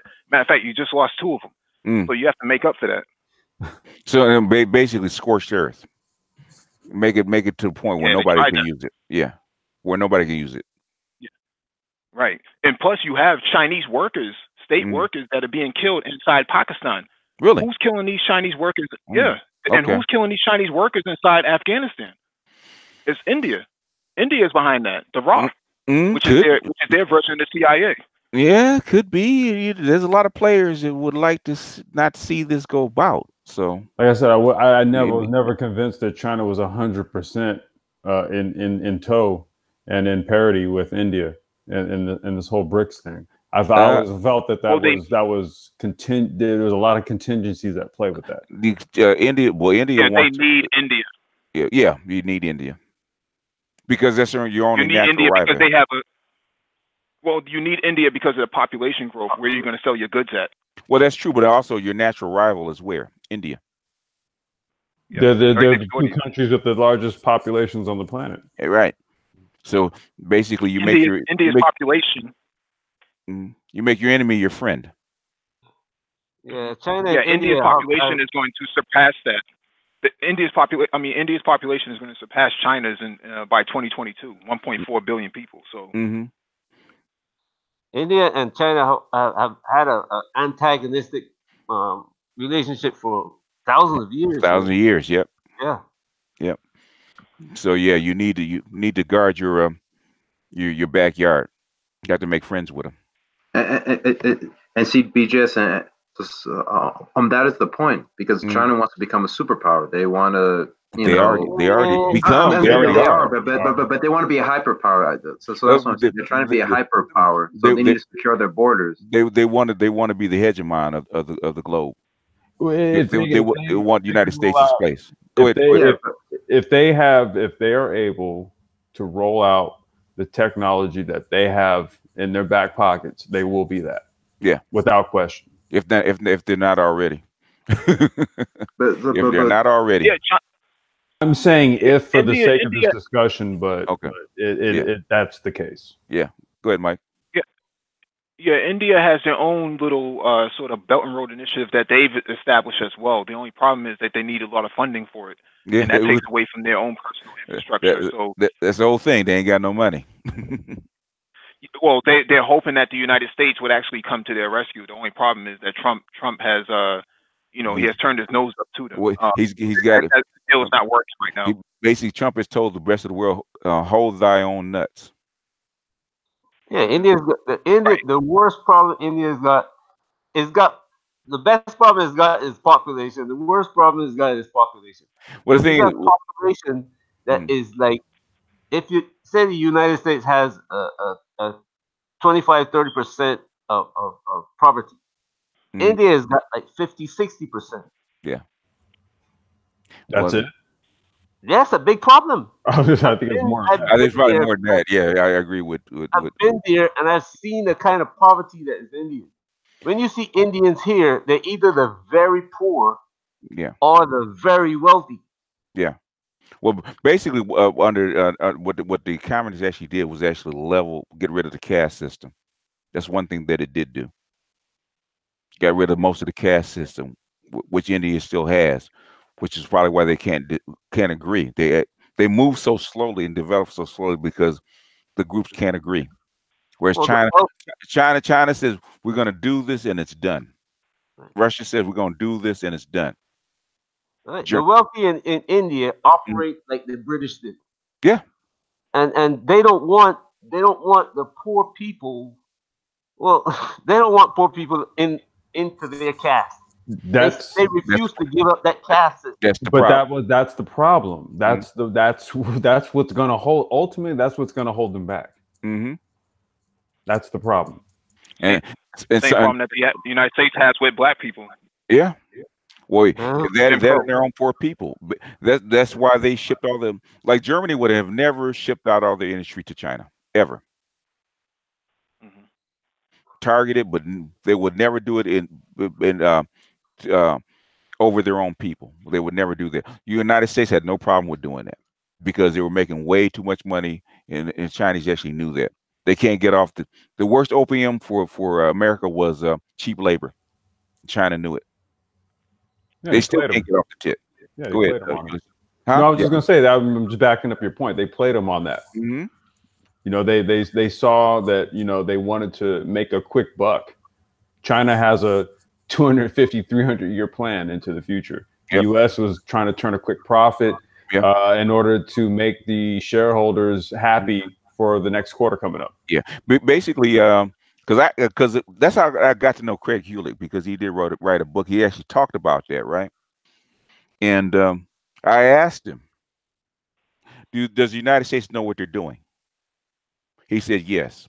I said, you know that you're basically training the Chinese to take your place. He said he knew that. He said, I said, why? He said hubris and greed. Basically, what China did was run a jobs program with American technology. He said, how can they make the product so cheap in China? It's because the government is actually subsidizing it, right? Because if you think about it, if the United States wasn't subsidized with technology, how would they train their workers? They'd have to pay for it. So basically, all they did was actually instead of paying the workers to actually do something, and with all the training programs, come on, bring all your tech in, bring your factories in, do all this kind of stuff, put our people to work on the job training, paid for by the United States of America. Went for the quick nickel. Yeah, well, yeah, they made trillions of dollars off it too, didn't they? Well, I'm saying, but a slow dime beats a quick nickel. No, it wasn't a hydrocarnage. I actually have to find I don't think he prints the book anymore. It was a white paper. And hydrocarnage didn't come out till I think he printed it in like 2003 or 2004. Hydrocarnage, but this one he printed it in like 1994. If I can find it, I'll actually I might even copy it and put it up for you. But it's a very, very old white paper. Because I actually asked him, I went to his talk just to ask him that question. Am I seeing this right? Because it does. Because if I was in their shoes, I wouldn't do it, even no matter what it costs. But they did it anyway. Well, I think what was largely being done was that they were the point was, okay, we go for the quick nickel, and we also have a bigger military, right? Yeah. So if there's a problem, we keep them under control by doing what? Restricting their oil, right? Restricting resources, keeping a military presence. You know, you cannot. This society cannot develop without what? Energy. So where do you sit? The last time that the United States put an embargo on a country from getting its own oil was in 1941, and then you had something called Pearl Harbor. Pearl Harbor, exactly. I don't think you want to create a military blockade against China in the South China Sea. No, you wouldn't do that. Really, really nasty. You wouldn't do that because one, you have a blockade because Saudi Arabia is actually where they get their oil from. And number two, the second source is where? Iran. Who was targeted? Iran. Basically, when it's happening, it doesn't make sense. When you add up all the pieces, guess what? It makes sense. Which is something I would have done. If I'm going to do this, give them technology to 1.5 billion people over the protest of my master teacher Quigley, I need to put certain precautions in place. It didn't work. Thus, we sit here. Hubris and greed. Yeah, I mean, India has a lot of investments into the continent of Africa right now. I think they do something like $7 to $10 billion in trade with Africa because they are a major contributor into pharmaceuticals as well as oil refineries. So they take a lot of oil from Kenya and they refine it back in India, and then they sell it back into Africa for the most part, because I guess some of the oil is a little bit difficult to process. So that's some of their investments into Africa. And then you factor in Turkey that straddles, the Middle East and Europe, having major investments into Africa right now. They are now in terms of because they switch sides. 10 billion. Right, they do more business in Africa than they do with the United States. So that's why, Turkey flipping on the United States was not that big of a loss for Turkey, because they don't really do that much trade with the United States as they do with every other country. They do about $80 billion in trade with Germany and the European Union. When you compare that to the United States, which is around $2.5 to maybe $5 billion at best, and that's starting to decline per year. That's a drop in the bucket for them. They don't really need the United States to actually survive unless they want to talk about their security architecture. But their security architecture is now being taken care of between Russia, China, and the other major players. Baba T, we're not doing ADOS tonight, all right? Don't even start. One of the things that people don't talk about with India is that the food. India has a lot of land leases or purchases in Africa, and they grow food. Yeah, they have a lot of leases on farms and things of that nature. And BJS, we talk about this on the Black Brain Trust complex, myself and Lionel. They've been leasing farmland in Africa starting back in, I think, 2004 or something like that. Saudi Arabia is deep in there. I think all of the Arab Emirates and all Saudi Arabia actually bought land to actually grow crops in Africa. Yeah, starting about like 2002, 2003. It's been going on for quite a while. Well, I was just referring that these are perfect opportunities for Black Americans to actually get involved in urban farming, urban agriculture, cannabis development, all types of areas where, Complex can probably co-sign a lot of the stuff that I'm saying, but I'm just reiterating this stuff because these are billion-dollar markets that we can actually take control over and not have to worry about being dependent upon immediate retail. Yeah, Uganda, in average, Uganda and Zimbabwe are begging for farmers, begging for them. Ghana's real big. Namibia. There was a couple of other articles we covered some time ago where you've got a lot of rural farmers that are really taking to doing hybrid type farming, aquaponics, all this stuff. And Senegal's doing it too. Yeah, they're getting into like a lot of these hybrid. They're incorporating a lot of, I would like to call, organic technology.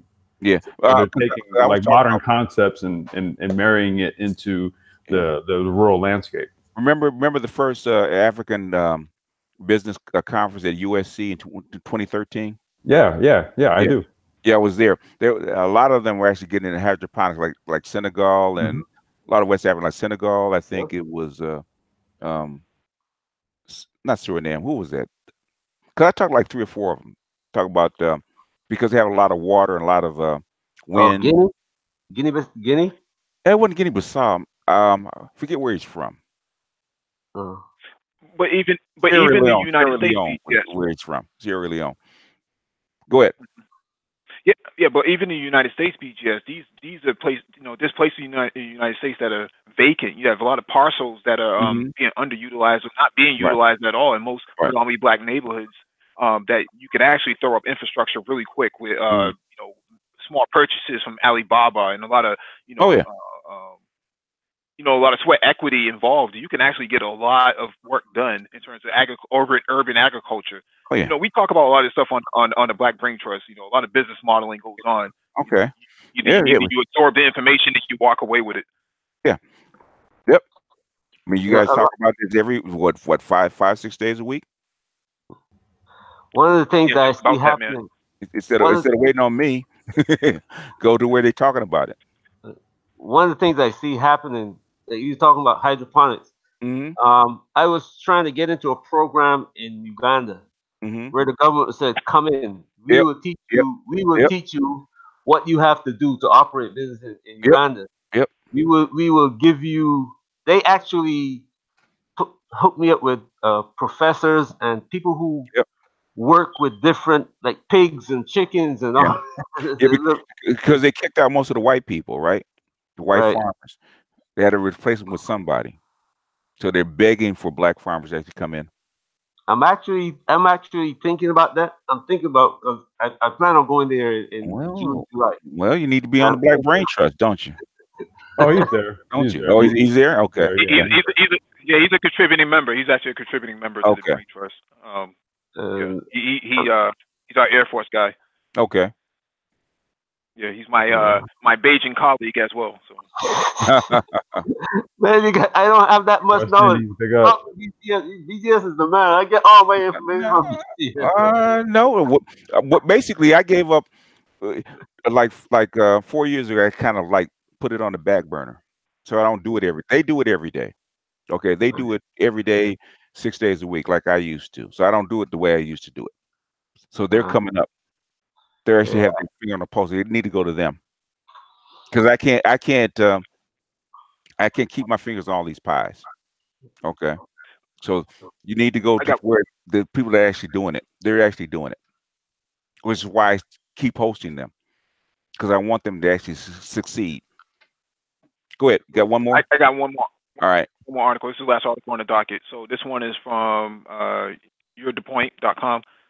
Russia, Angola to develop cooperation in energy, space, information technology. Russian Foreign Ministry. So I'm having a lot of feedback from somebody on the Hangout. Everybody mute. Go ahead. All right. So Russia and Angola will continue to develop cooperation in a number of areas, including energy, space, and information technology, the Russian Foreign Ministry said on Friday. So Russia has been making a lot of investments into Africa, trying to play against China as well. They want to have a strong sphere of influence. I know a lot of people know that China is heavily invested into Africa, but you have Russia coming on board now too. They're in Zimbabwe, they're in Angola. There's talks of a military naval base in Angola's ports. There's talks with Nigeria right now of China putting in naval port in Nigeria. So everybody's scrambling to get to the continent, you know, and when I talk to people on the ground, you know, they're saying, you know, the only people who are not there are Black Americans. They're not making any investments. They're not, you know, getting involved. And I think the low hanging fruit for Black people going into the continent is agriculture, information technology, digital transformation, autonomous vehicles, micro transportation, medium transportation. The low hanging fruit I actually mentioned to a guy from BAIO is retired people. That's your bridge. Timeshare. Nobody wants to concentrate. You have 4.5 million retired Black people. If you take 10% of them, they're your bridge because they don't need jobs. And that's your and the bridge. Russians have a no. Go ahead. Right, and the Russians have a no judgment policy.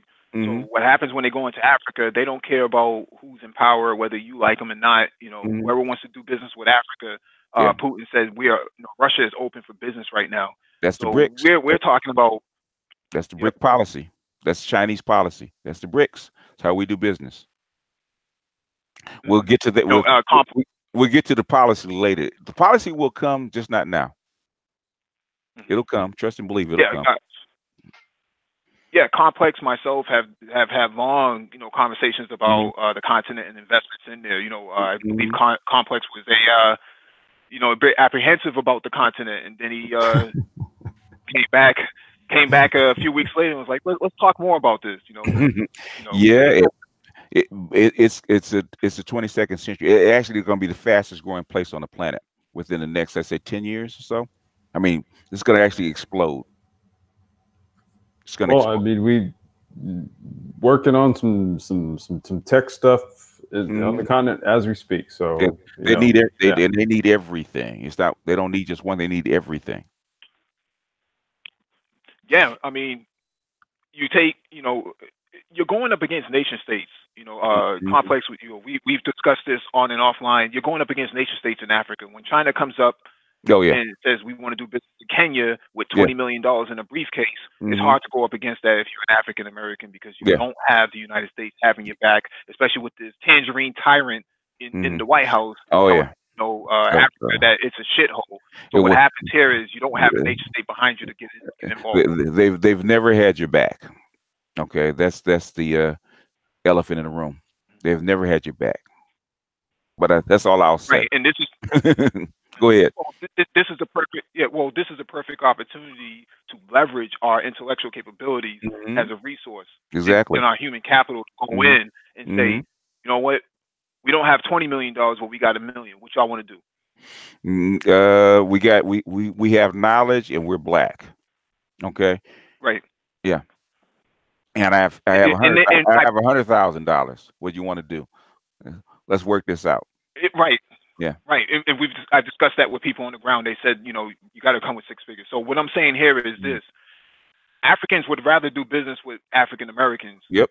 And not do business with Chinese. Yep.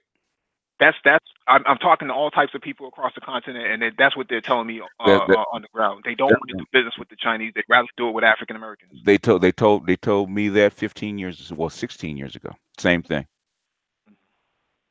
They've been right. So is this a matter of? Go ahead.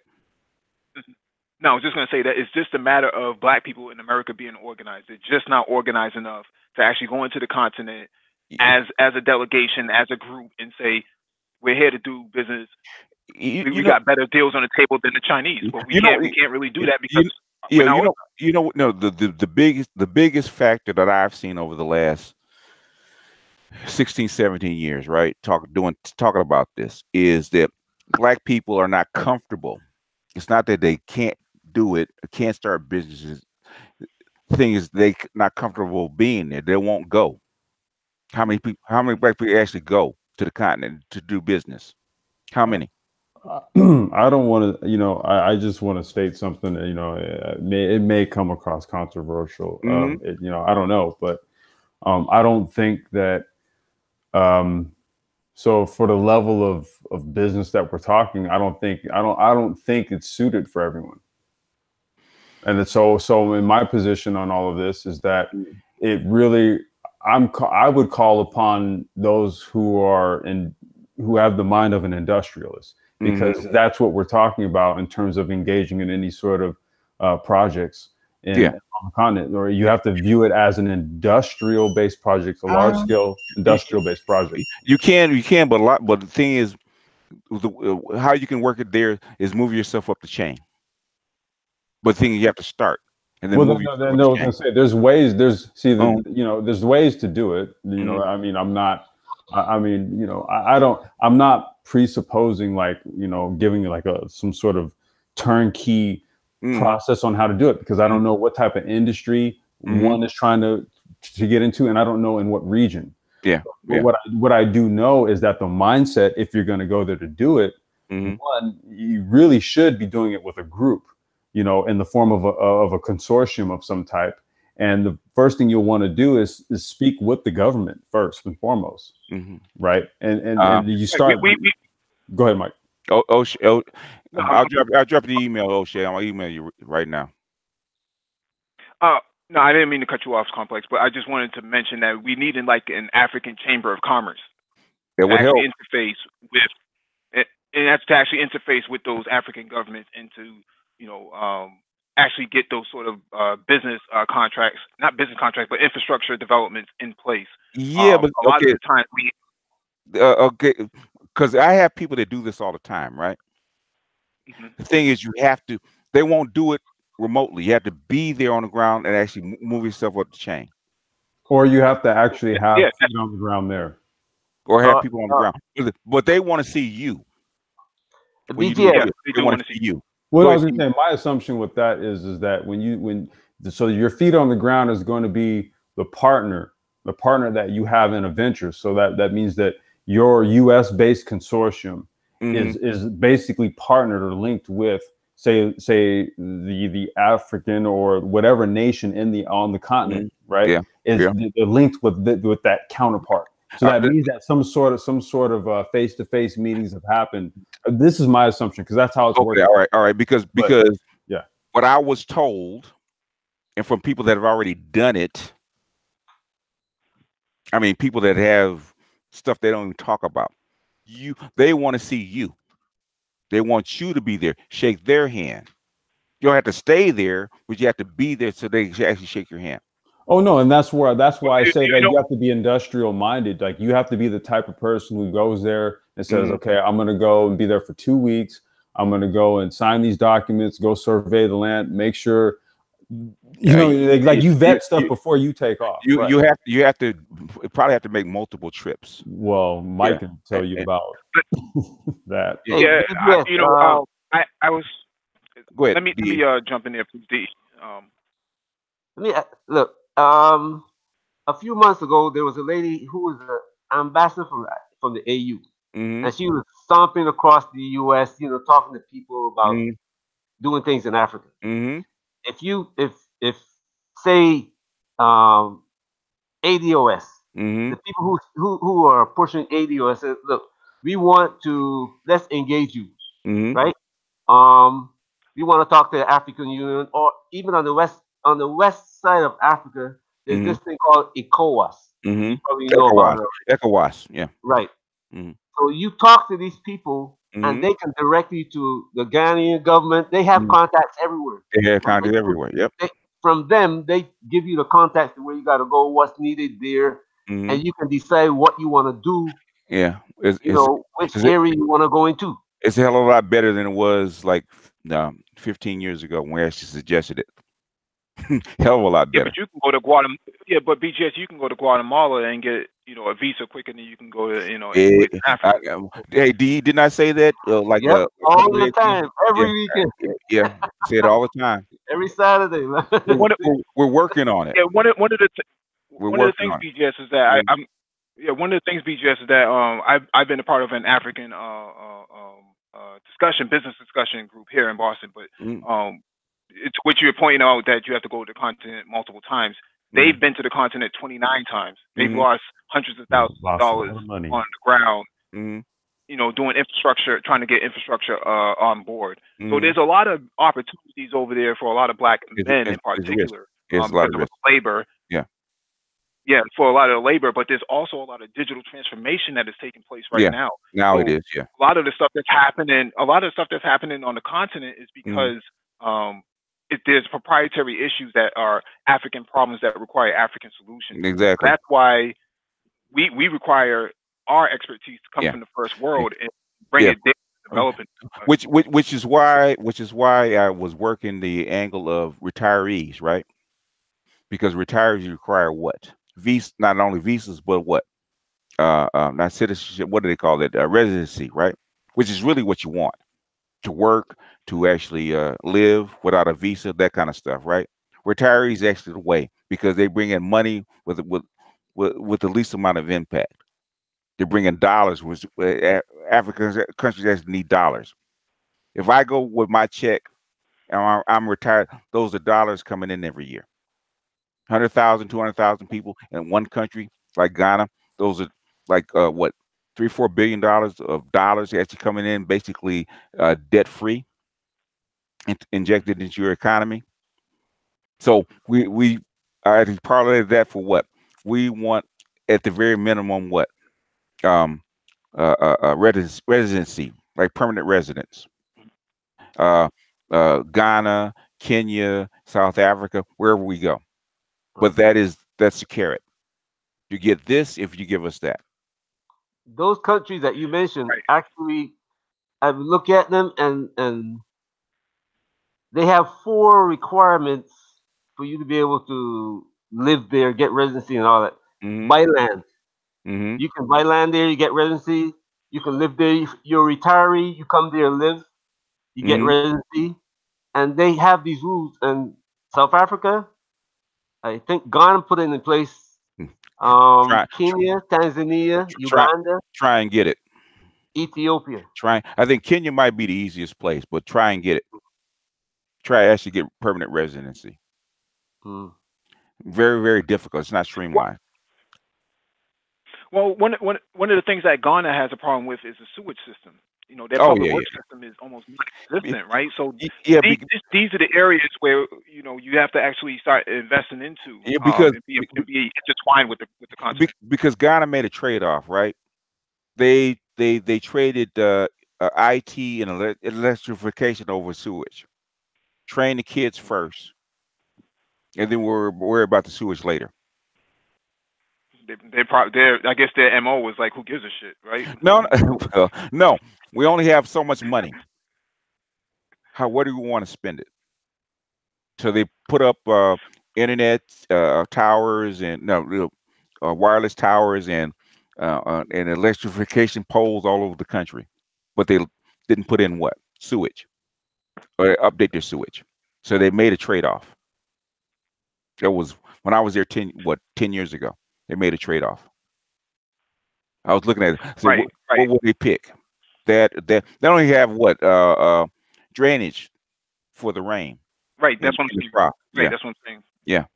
Their public works system is almost non-existent. Yeah, because they made a trade-off infrastructure like that for another kind of infrastructure.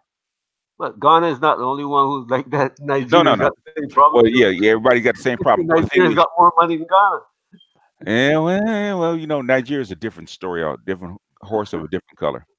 We're not even gonna talk about them. Anyway. Yeah. It is. Got anything else? No, we don't have anything else on the docket. But thank you for having us on, man.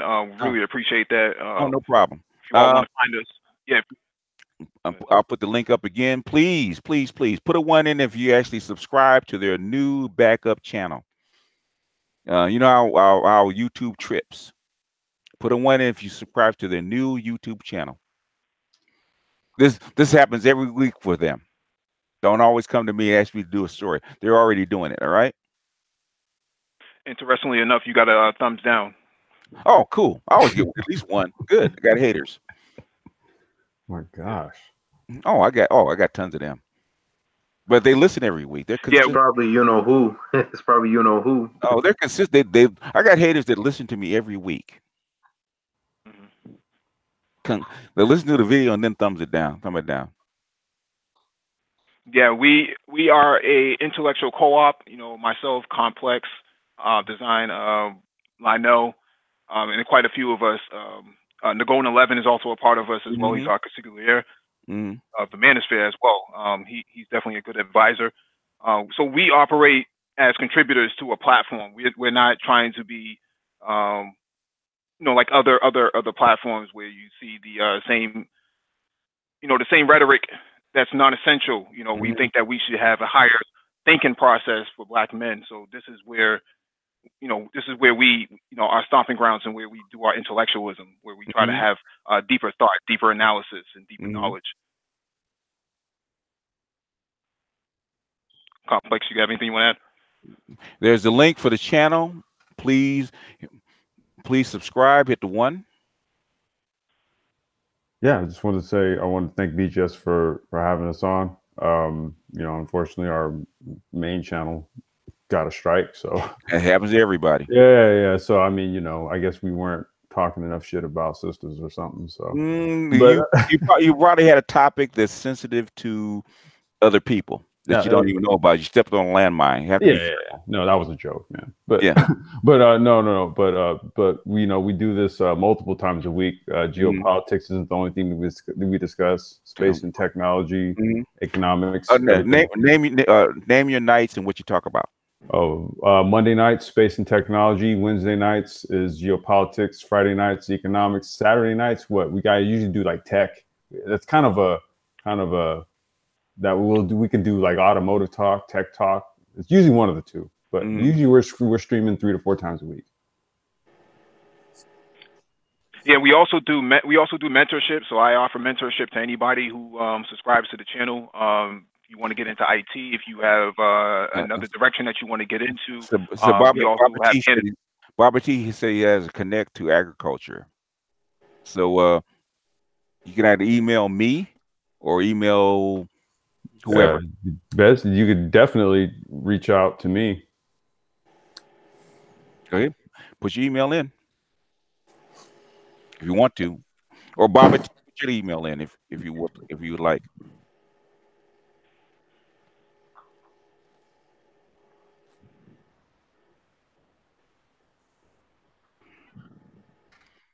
Anything else, folks?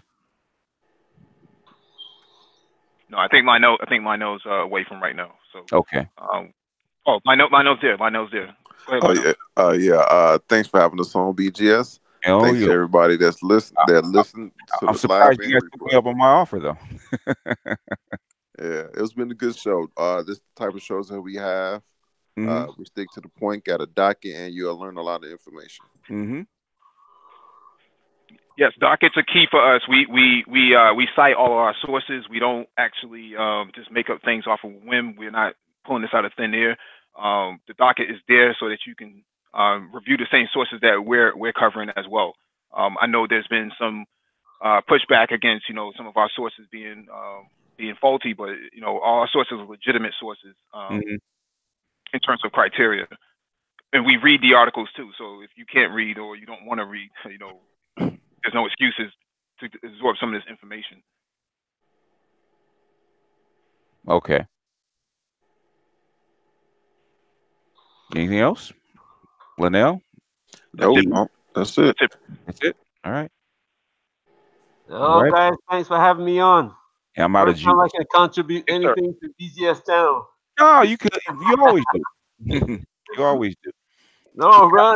Look. When I'm on with you on Saturday night, it's you got such a panel that you know everybody's fucking you for positions. I have to listen. The Coliseum is the Coliseum. All right. This is I know. We shut down a lot of stuff that was actually going on in the background. The Coliseum is the Coliseum. Yeah. And thanks for having me too, BGS. Been a long listener and a fan, I would say. And the reason why I got into I found out about the Black Brain Trust was through you. So it's like they're my baby think tank. They started on Saturday nights. So yeah. So I got to look out for them. They're growing. Exactly. So. Oh, they are.